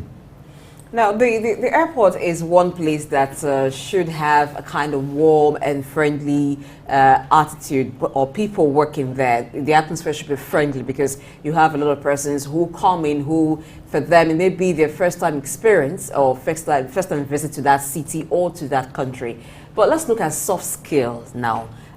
For some of the personnel there, you don't find that friendly and very warm reception to people. Maybe you need to make inquiries, you need to ask questions. There's a kind of look, maybe to intimidate the passengers or the customer, I wouldn't know, but it doesn't look very friendly. How do we change that? You want to ask question maybe to the security man, you're getting a response like, yes, yes, what do you want, where are you going to, things like that. How do we change that? I think there's a major challenge in this part of the world, and we spoke to that earlier in this conversation. We lack, as a people, service orientation. The service values are very low in this climate. So what we need to do, we need to make more investment in terms of training people on customer service. That's what we call service leadership. There are service framework that need to be developed in that industry where service standards are maintained, and when they are not able to sustain those service standards, then staff in that industry must be shown their way out, because service is very critical to that industry. So we need to maintain a minimum threshold at which standard must not go below. So standard framework, you have all those kind of things pasted, they call it service things in ministries and agencies of government, just pasted on some billboard, but the people don't act in those things. So we need to, another challenge is that passengers and customers that use those services must equally place a demand in terms of service delivery. So when people are not up to the service requirement, they should place a demand on those agencies, and that will help to improve on service delivery. That will enhance the customer experience, and they should always look at the customer by what you do, a reverse relationship, because all of us at a particular point in time are customer. So how do you want to be served as a customer? Once you have that kind of mindset, then you're able to serve people better. So customer orientation is key. Let's look at what the regulatory agencies should do to ensure that, you know, human capital development is the order of the day. You have FAN and some other agencies at the aviation at the airport. Talk to us, what are the things they should put in place to ensure that people comply with standard? And then what should be the role of passengers, citizens, to ensure that these standards are being upheld? Number one, it starts with the recruitment process. But generally, the public service recruitment has some challenges. I'm not saying that they don't go through the process. So for the aviation industry, number one key element must start from the recruitment process. Then once people are recruited, they must go through a process of training that take cognizance key, which is critical: customer service, customer experience, customer expectation mechanism must be infused into the learning mechanism to enhance service delivery. Number two, every service standard that has been initiated must be followed through by the agencies that are responsible. Therefore, the carrot and stick diplomacy must be deployed by these various agencies where people make an infraction into customer services that are not okay for that industry. Then people should be called to question, and that will be able to make other people to work in line with some of those service standards that are in place. So agencies must walk the talk. Okay, on a light note, you find that when you're in an aircraft in Nigeria and the pilot is talking or trying to communicate, sometimes you need to listen hard to hear clearly what they're saying. Is that part of the training to sound in a way that is not very distinct? No, I think that's general about pilots all over the place. That's not peculiar particularly to... the female pilot. Sometimes you're trying to ask your neighbor, what did they say? I even think it's also the state of the public address system as well, where you can barely hear what the pilot is saying, and it's now becoming a shouldn't that be correct? No, I think it's essentially about active listening skill. Most of us don't pay attention to those communication models, and it's universal. So you just need to pay attention. But do you need to listen hard? Not necessarily so. Should it be not that necessarily way? so, but those gadgets are uniquely designed for that purpose. So you just need to do active listening to hear out what people say. And in our climb, people are a bit rowdy in the aircraft. So you just pay attention. I don't think it's peculiar to Nigerian situation. It's everywhere. And even in Europe, when you hear some of those accents, it's just unique. I don't think it's a major challenge. But if there are new developments in the industry, I think those practitioners who are key to designing those processes will work on that. I think it's okay. I don't think I really have challenge hearing what they say sometimes. And sometimes they just keep quiet so that they don't scare people in terms of the announcement where you have issues with the processes of flying. All right, on that note, we'll wrap up this discussion talking about human capital development. San Oruwije, thanks for sharing your thoughts with us. My pleasures. All right. We'll go on another break, and when we return, we're going to have another discussion with another guest. Who that is going to be, you'll find out after this break. Stay with us.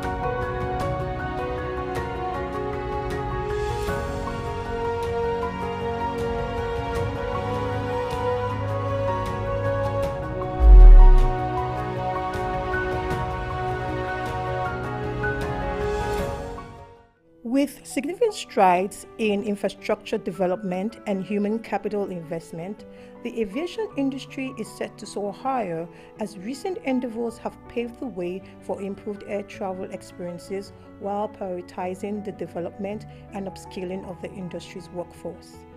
In order to meet growing demand, substantial investment, state-of-the-art airports equipped with modern technology and enhanced facilities are becoming the norm.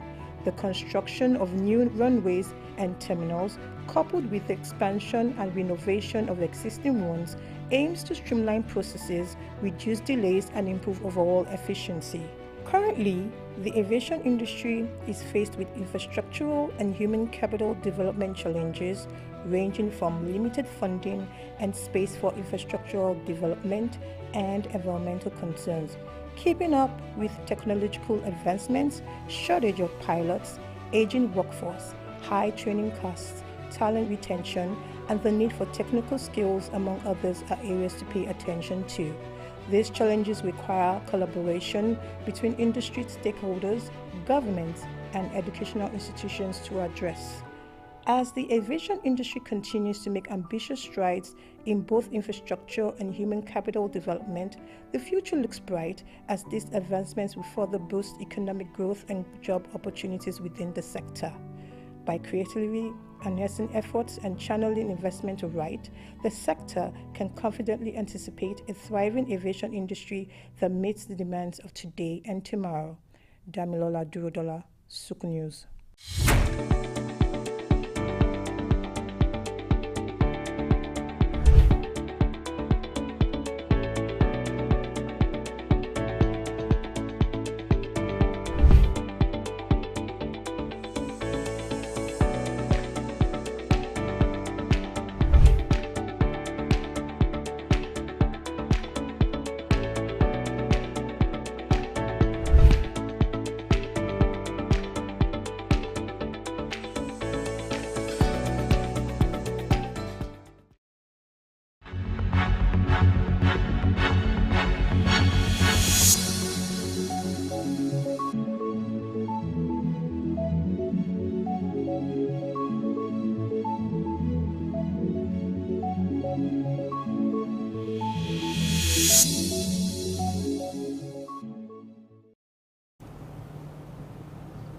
The conversation is getting more interesting on Early Exchange, and trust us, we give you the best.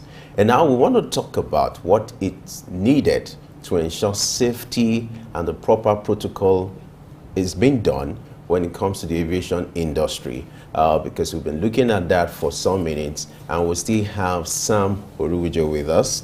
Glad to have you join us once again. My pleasure, Femi. Yeah. Blessing. Now, let's start. I would like to point your attention to the statement credited to the Ministry of Aviation now, that is Festus Keyamo. And I would like you to react to it. It says, safety remains Nigeria's priority, non-negotiable, and it supersedes all considerations for civil aviation. What's your reaction to this as a starting point? That's a critical statement because aviation, like I mentioned earlier when we're talking about human capital, is a very sensitive industry. So safety is like a fulcrum on which that industry revolves. So you can't lower standard. Again, so if safety protocol is an essential ingredient of that industry, then we must enforce standard and safety, because that's like a first line charge of that industry. So the minister is not out of place, but I think he must walk the talk with this kind of policy statement. Safety cannot in any way be lowered. Therefore, it's important and critical that in line with ACAO practice, safety protocols must be respected, particularly with those who are saddled with the responsibility for managing the aircraft first and foremost. That's on the physical infrastructure of the airport. In addition to that, what are the human safety elements so that we don't have human infiltration into the airport that will compromise the security system of the airport? So those two elements must be worked out to sustain the protocol. The physical infrastructure, critical. The human security element, certain element of people must not find their way into the airport arena so that they don't compromise safety standards. Okay, picking up from security, the airport is a place where you have the passengers and sometimes the relatives coming with them, particularly for international travels. It's only until the passengers are about getting into the boarding room that, oh, there's a restriction. So how do we ensure security in that area where you have an influx of different people moving about with the airport's environment? All right, this is an era of technology. Artificial intelligence has come to stay. So I think the government should invest more on artificial intelligence in scanning those immediate environment. And for every breach of security, those artificial intelligence are able to get any infraction through a remote sensing technique that help to detect any kind of untoward behavior within the airport. And those who are saddled with the responsibility, particularly from the departure lounge, should look at people more and be able to discern for those who are not supposed to be or don't have business in the airport. So there's no way that you can deprive people coming to the departure lounge with their visitor. Once you have been cleared from the airline counters into your boarding area, then you're free to go. But what is essential, security must be very discerning so that people don't find a way to pass certain things to certain people after the clearance. All right? I think that's key, in my view. The audit report from the International Civil Aviation, it's a body that does a kind of auditing when it comes to safety. Nigeria is being scored 70%. Should we assume all is well with this rating? Well, I think regulatory agencies have their work to do, but if we are scored 70%, I think 70% not too bad, but I think it's work in progress. I think for everything in human society, it's continuous improvement. So if we are scored 70, maybe the next rating will move up to 80. And I think it's a work in progress. There are gaps here and there. That is not particular to Nigeria. New development in the industry, new technology.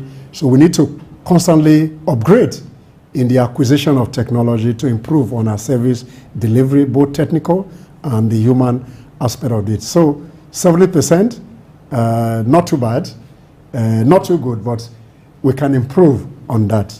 So the scoring is a call to action that you can improve upon the level which you currently play. Okay, you talked about gap. One of the gaps we need to identify is the issue of encroachment into the, to the airport space or premises, where the issue of perimeter fencing comes in. If you get to some of these airports, even the one in Lagos, you see the level of perimeter fencing, and you see people encroaching at night, even when security is not at the peak. Talk to us what can be done to stop this kind of practice, then this gap, for it to be tackled. I think simply it's just investment on technology. This is an era of artificial intelligence, which I mentioned earlier. So I claim the indulgence of the Minister of Aviation to take a bird eye view of all the airports across the country and look at where those gaps in terms of infraction into the perimeter fencing and deploy technology for monetary purposes so we are able to secure those airports.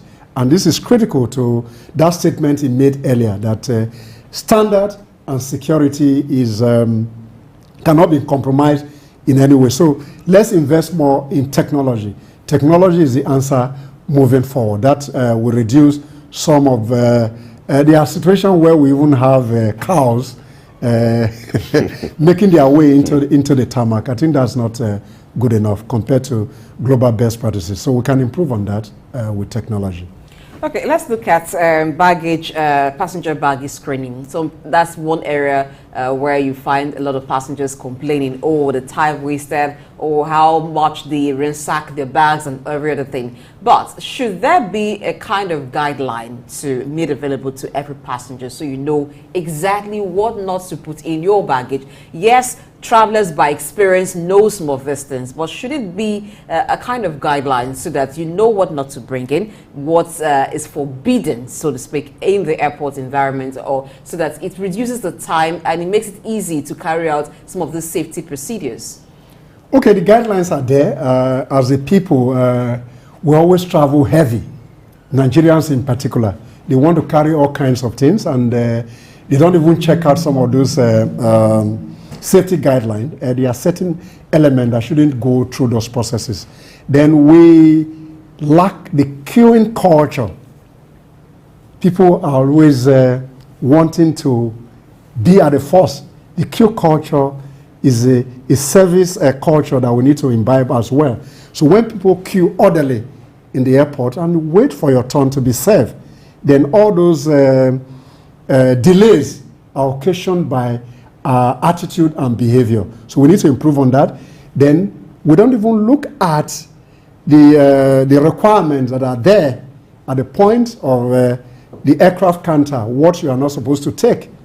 Then there are certain things that you need to check in that you don't need to put that goes under the belly of the aircraft.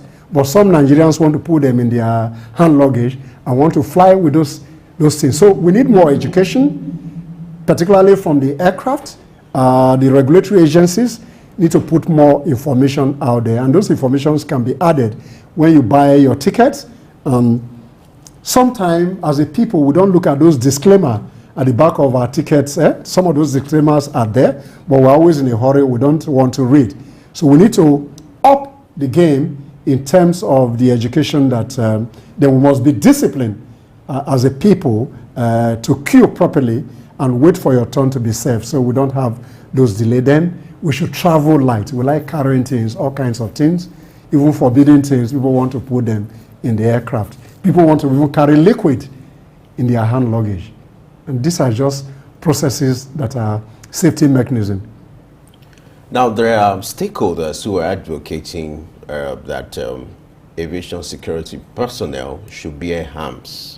You know, this discussion has been going on for years. We've been going on, you know, and be going forth and back in respect to that. At a point, it's being considered by FAN itself and the regulatory agencies. What's your reaction to this? Is it necessary? For me personally, I think there's too much arms in Nigeria already, and within the airport regime, you have so many agencies that are arm bearing. So why will you? That's a civil environment normally. Once the security is well sorted out, then you don't really need people to carry arms. Even in the UK, on the street, you hardly see a policeman that carry arms. So for me personally, I think I don't support that advocacy.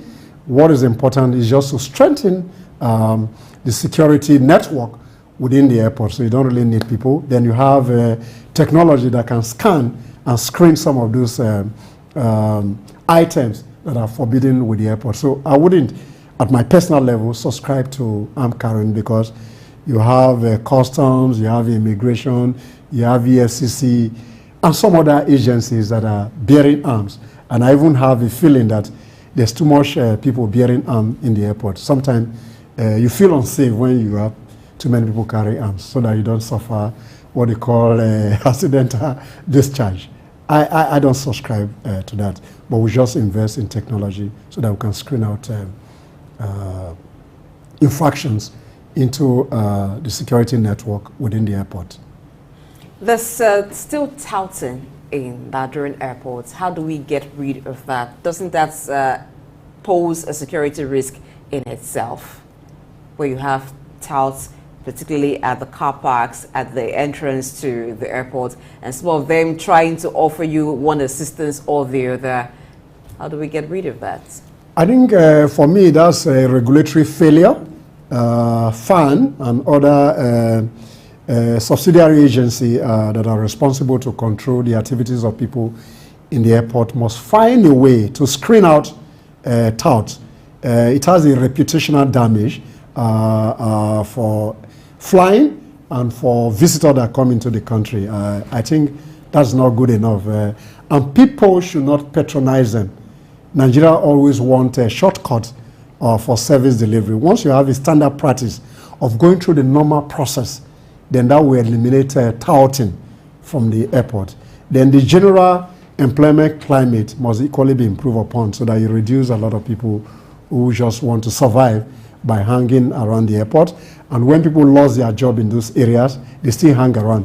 So it's a wake-up call again for the new Minister of Aviation and Aerospace, so that he need to find a way to talk to the directorate of people that manage the personnel around the airport, so that we can remove people who don't have business be in the airport, to enhance our reputational branding. Let's look at the protocol at the airport. It looks like if you're not a VIP, if you're not a celeb, you're not being given the proper attention needed. Just an ordinary person, you just walk in and talk to us. What do we need to do to improve the level of protocol at the airport? No, for me, I think the protocols in terms of flying are there. But I mentioned earlier, our attitude as a people leave much to be desired. So we need to improve on the way we assess service, in my view. So if you are flying by a particular airline, for international flight, you have a window of 2 hours before your flight's operation. If it's a local flight, you have a window of 1 hour. But more often than not, people wait almost 30 minutes to departure before they come into the airport. That again is a culture that we need to improve upon. So you are expected to be in the airport 2 hours before departure so that all the protocols for flying processes are done, and technology has even enabled that practice. Some of us don't even want to check in online so that waiting time is reduced. So we need to imbibe a service culture that sustains a social etiquette that enables processes to go on well. So education is key. People should be in the airport 2 hours before departure, so you don't come in and you're in a rush mode. You want to compromise people by giving them bribe. You want people to stay in queue before you come in. Those are unethical practices that we need to eliminate from the way we do aviation business in Nigeria. The last time I had to fly, I observed that when it comes to the usual safety drill that is being done by the crew inside, the aircraft, people don't pay attention to it. And virtually, if you need to fly, this is done every time, every day, or anytime you need to fly. But the attitude towards the safety drill, people don't take it as much as something that should be of seriousness. You have people say, oh, God is my protection and all that. What should be done to correct this narrative? You have a crew member talking about what to do in case of any emergencies, but people don't pay attention. Again, is attitude, and the assumption is that from the point of view of reinforcement, in terms of the mindset, is that when you fly so frequently, the assumption is that you're used to safety precaution. Again, is education. Always pay attention to those processes. You can never be too sure of when something will go wrong. So this reinforcement that, okay, I've always been there, seeing the air hostesses demonstrating the procedure. So we should pay attention, and we should read the leaflets as that process is ongoing, so that we're not caught unawares where there's a problem that occur. So it's a reinforcement issue. People just assume that I've been flying regularly, so I'm used to this, so what is new? But something is always new. So we should open our mind to new information and pay attention to those sessions for our own safety. Okay, still talking about safety, there was a time when it seemed to be a frequent occurrence for you to hear of a plane crash in Nigeria. Remember the Bellevue incident, Solisio incidents, and all of that. But over time, it seemed the aviation sector got it right. And to a very good extent, Nigerians have this confidence now in air travel, and a lot of people prefer to travel by air, except for the cost in airfares. So what do you think, in your assessment, what do you think Nigeria has gotten right in the aviation sector? Moving forward, what do we need to improve for us to have an improvement in safety? I think from global best practices, I think this is one of the industry that is highly regulated, just like banking. So you have periodic review of aircraft, maintenance, the state of the aircraft. So those continuous investigation that do occur in that industry, we constantly improve on the efficiency of practice. The airspace has become more safer than it used to be, and I think you have more investment in that sector as well, newcomer into those industry. The procurement and the age of aircraft that you must procure to fly in the airspace has been improved upon. So what we need to do is our regulators, particularly the Civil Aviation Agency, must constantly look at the safety standard in line with global practices to sustain the safety of the Nigerian airspace so that people can have more confidence in flying, even in spite of the rising costs of air travels. Africa in particular has a major challenge. I have a challenge personally. Recently I wanted to travel to East Africa. The cost of moving within Africa is very expensive, and I think the aviation industry within the Africa area need to look at the cost of flying so that people can move and take advantage of the African Free Trade Agreement area, so that people can fly and so that we'll make more investment in that sector. We have a new minister, which is Festus Keyamo. I would like you to talk on what you feel should be his priority. He has unveiled 3 planned projects, developmental projects, and one of these is talking about safety, regulation, and then fleet maintenance. Talk to him about some of the things. I'm putting you on the hot spot now. So what are your recommendations to him?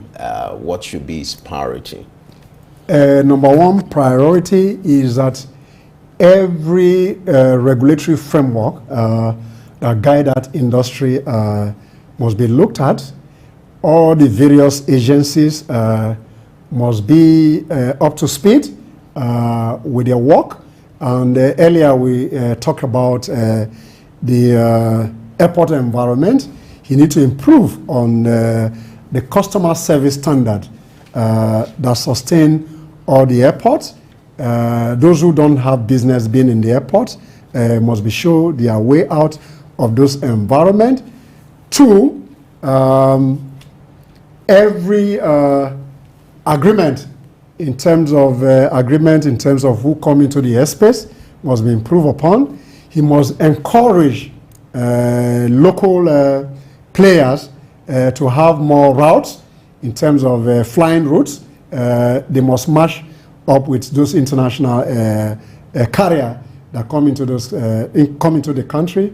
There should be a reciprocal agreement that are sustainable so that we can have more revenue, more direct investment, promote local players, and upscale them in terms of the routes that they fly, so that we can have a competitive airspace and we can make more money for the country. One of the challenges before the new minister is this issue of airport concession and then the national carrier. What's your take on this? Should he go this route, even though he had cancelled the concessionaire agreement and these things are being reviewed? But do you think Nigeria needs or deserve to have a national carrier, or the need to, have airport concession as a dig this time around? Okay, for national branding purpose, that's one of the arguments that we need to have a national carrier, but at a personal level, I don't really believe that as one of the most branding strategy for national prosperity. But what is key, the local carriers should be given a space in terms of ease of doing business. On the other hand, in terms of concessioning, there's no way you can avoid concessioning if you want to have a competitive practice in that space, because if you look at some of the biggest international airports across the world, they are concessionaires to different people. Like Idausa spoke to earlier in the program, talked about Heathrow Airport in the UK.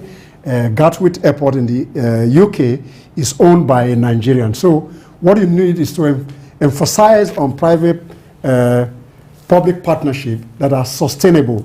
But what is important is when you provide a good regulatory framework for that industry, you're able to sustain new investment. So what you need to focus on is regulation, and people who are in competitive business, who know how to run businesses do those businesses and they can make profit, then you earn royalties and all other things that you need to get from those sectors. So for me, I believe in PPP arrangement to sustain the industry, but in terms of national branding for that aircraft, National carrier. national carrier, I don't think I'm a big fan of that, because if you look at the political game that come with those things, again, we might have a reputational damage if the way we have come through with the former national carrier. What happened to the former national carrier? There are key issues that are in this area for politics. Okay, people go to the airport for different reasons. People want to travel, and the purpose for travel also differs. So it means that while you may have a good reason or a genuine reason to travel and you're traveling clean, some other persons may have other things with them. So as someone who travels frequently, what tip can you give to travelers regarding vigilance? Okay, for international travel in particular, your baggage is very essential, so you don't put your baggage in the open space so that people don't put things into that. Then two, you must purge yourself of every item that are banned so that you can travel free. Then for Nigerian, my advice is that always travel free. We have too many baggage that we have to carry, and that again brings us into problems sometimes. Thank you very much, Samuel Uje, who is Director of Policy Research and Development, Femi Wash Limited, owners of Souk News and Wash Radio. Thank you for sharing your experience and talking to us a lot about safety, human capital development, and then we also got into safety and security as it concerns the aviation industry. My pleasure, Blessing. Let's go on a break and return to look at one other area in Nigeria's aviation industry. Stay tuned.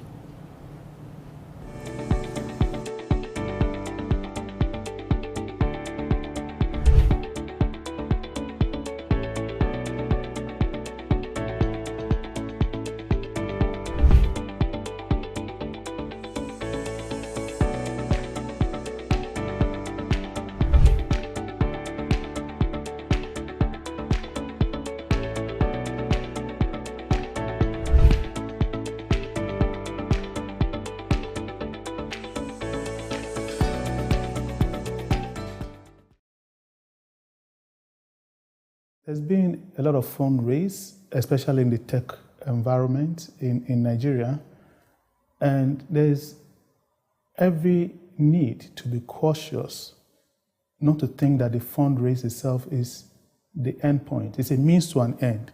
If the job is 100%, the fundraise is just 20. There's still 80% to go.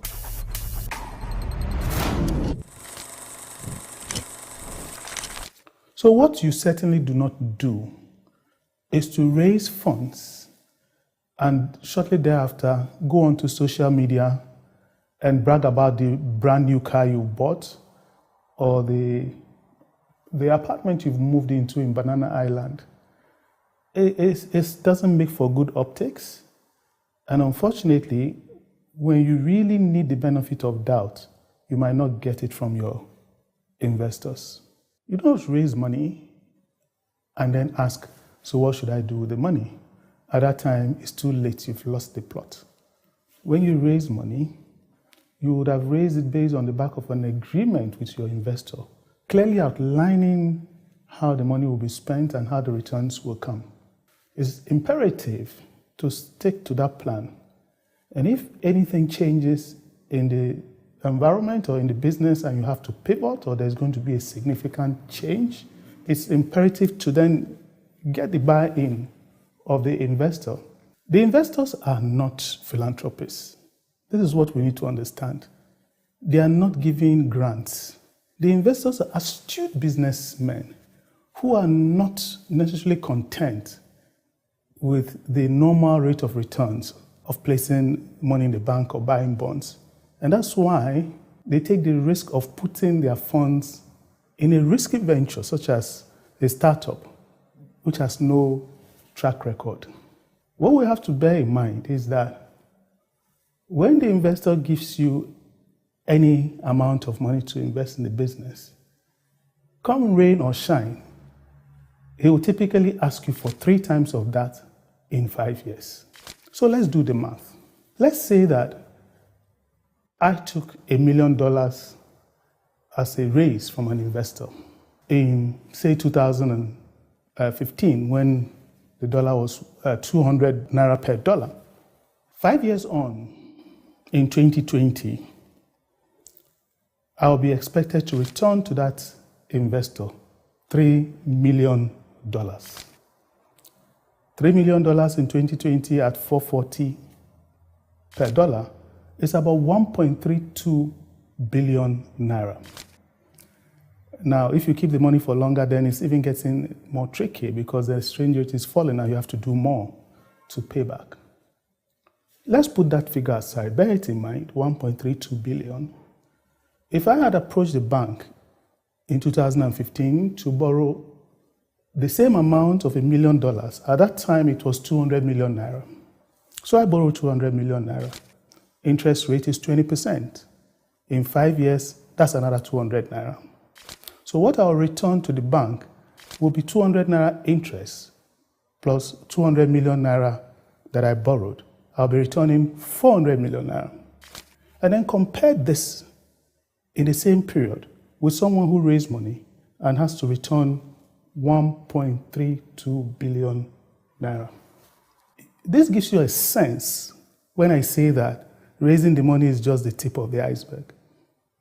If your business has not reached an inflection point, if your business has not proved this concept, then venture capital money may not necessarily be for you unless there is a match, which means you are earning in the currency that you borrowed in.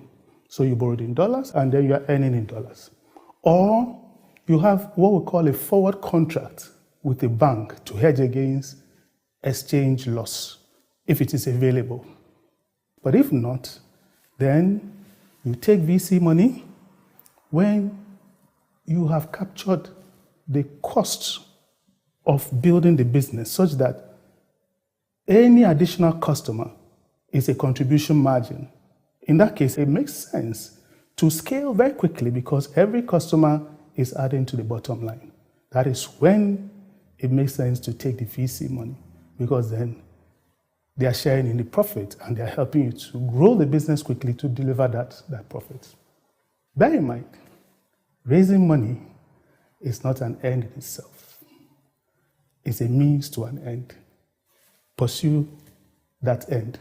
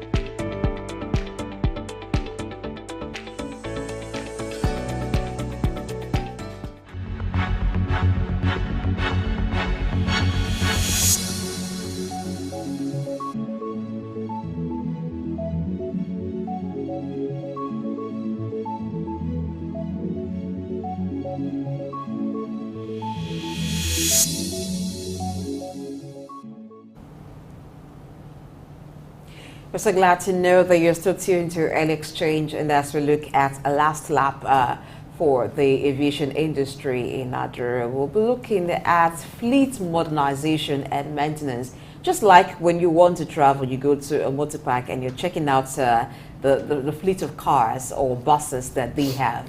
And you're saying, oh, will this take me from Lagos to maybe Abuja or Lagos to Benin? I don't think so. You see a scrappy looking vehicle, you don't want to board that.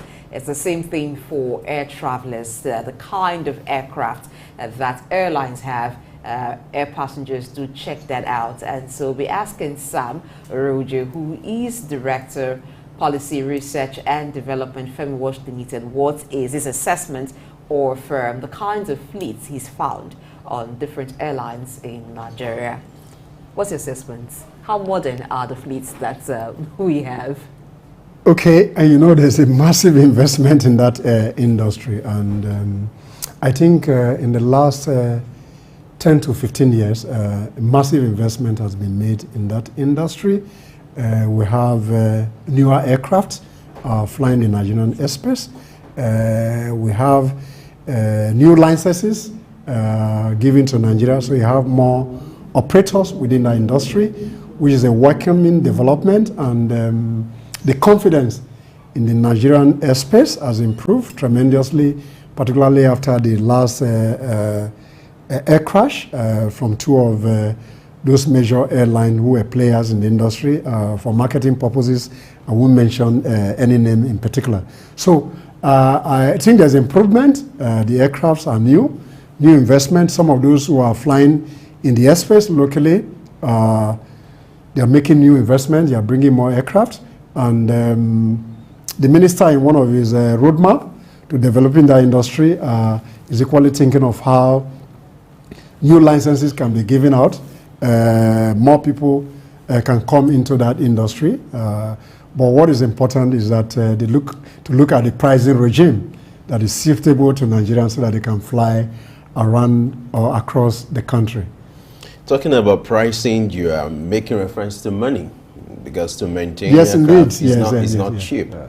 Now, what do you think government can do to help the plight of, airlines owners who spend so much when it comes to maintenance? And these things are done in foreign currency.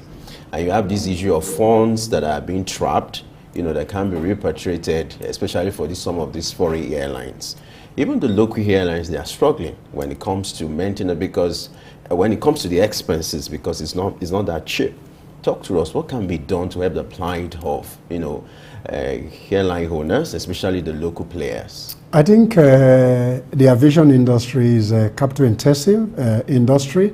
What is key from the government is to provide an enabling environment so that the operators in that industry, whatever they are entitled to or whatever need to be repatriated, particularly from those who are flying into the country, should be paid or should be remitted as at when due. Then for local operator, you must provide incentive so that they can fly more routes within the country.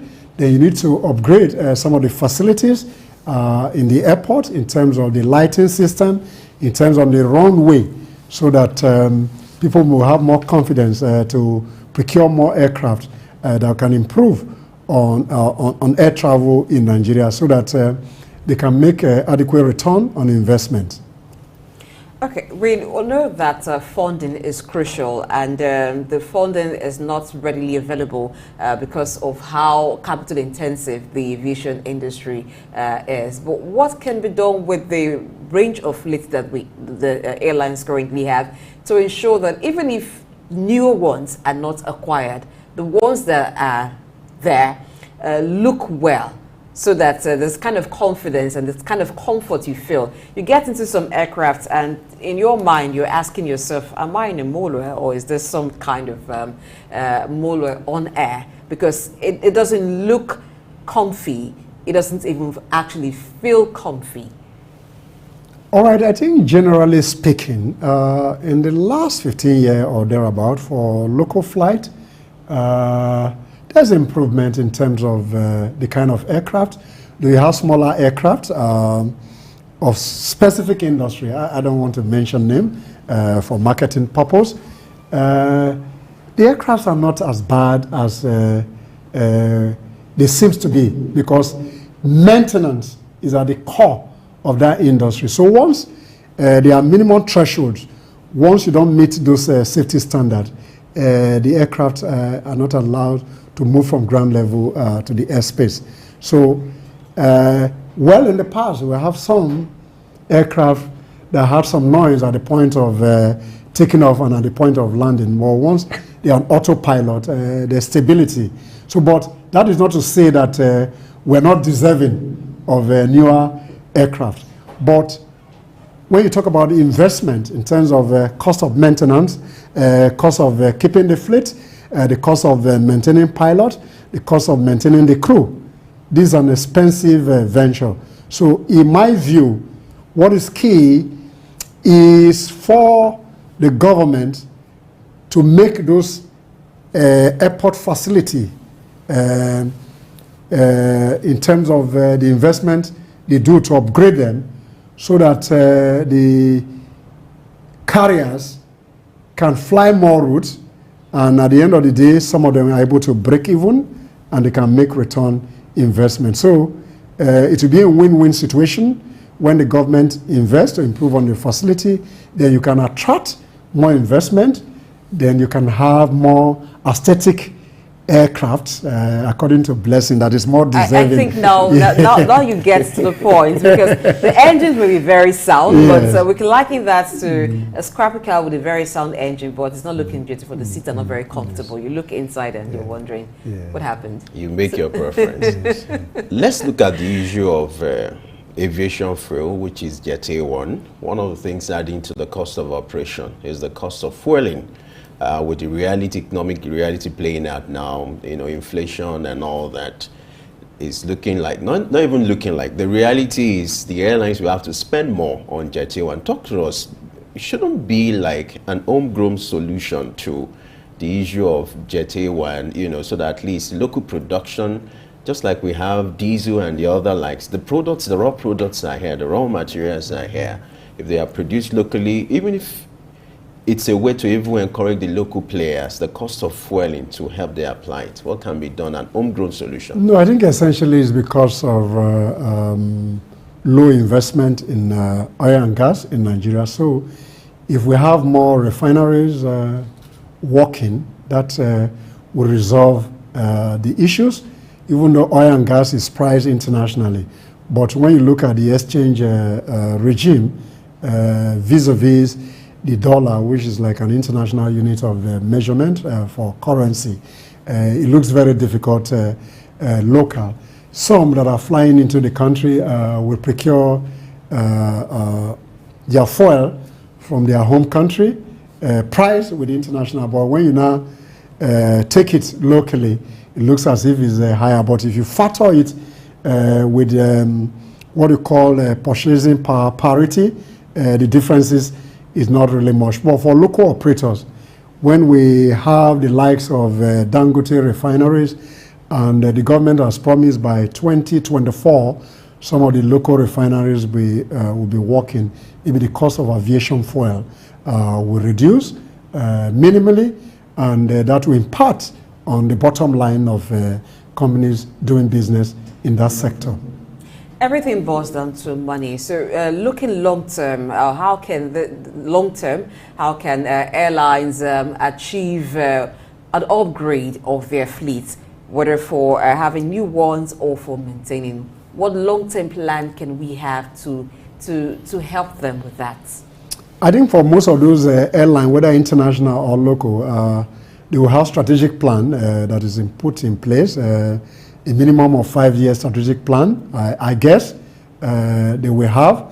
That strategic plan will talk about operation, we'll talk about manpower, to talk about fleet replacement and all that. So over time, once the fleets are beyond the regulatory framework for international travels, safety and flight, then those fleets are withdrawn to the manufacturer, which are upgraded in terms of engine. So I know that they will have strategic plan, a minimum of 5 years to 10 years to reflect those fleets. And I think those are standard practice within the industry that can sustain safety of the airspace. One of the problems these airline operators are battling with is the issue of access to forex. Because if you need to service your aircraft, you need access to foreign currency in dollars, in pounds, and all that. Do you think the government should create a special package or like a special policy to cater for the need of these airline operators? Some of them, what they do is to go to the open market to source for forex and all that, and it's making it more expensive. Should there be a special arrangement in order to help their plight? I do know for sure that there's a window that exists for that industry in terms of how they source foreign exchange. To what extent that has been successful in recent time, it's a different ball game, but I do know they have some window in which they can access forests. So how that window is sustainable over a period of time, I'm not competent to speak on that, but I know generally that there's a window where they can source forest for their operation. And I do know that they have a domiciliary account where they maintain part of their revenue abroad for maintenance, and they have a percentage of their money local. So the ratio I can't speak to here, but that window should be sustained, and we encourage the new minister to sustain that tempo so that more investment can come into that sector. Maintenance, safety is sustained, and one of the charge that he made, one of his pronouncements, is able to walk the talk so that the industry become more sustainable for investors. What a call to the minister to walk the talk. That's from Sam Oruwuje. Thanks so much for your submission on this issue of aviation. I'm glad to have you join us. Hope that we'll have more of you after now. Thank you very much indeed for having me. All right, Leslie? Yes, it's been a show talking about aviation. Who knows, we'll probably be flying after now. Yeah, and I would love to.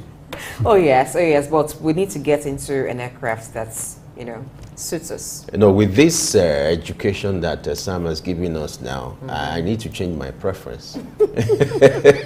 Thank you for your time with us on the show today. That's been Early Exchange, Thursday's edition. I am Blessing Aiche. Friday, which is tomorrow, will be a better, more exciting, more interesting and relaxing show. You need to keep a date with us. 7 a.m. West African time is when you can join us on the show. Business Insight comes up at 10 a.m. So stay with us on SIG News. I am Femi Ayodele. Bye for now.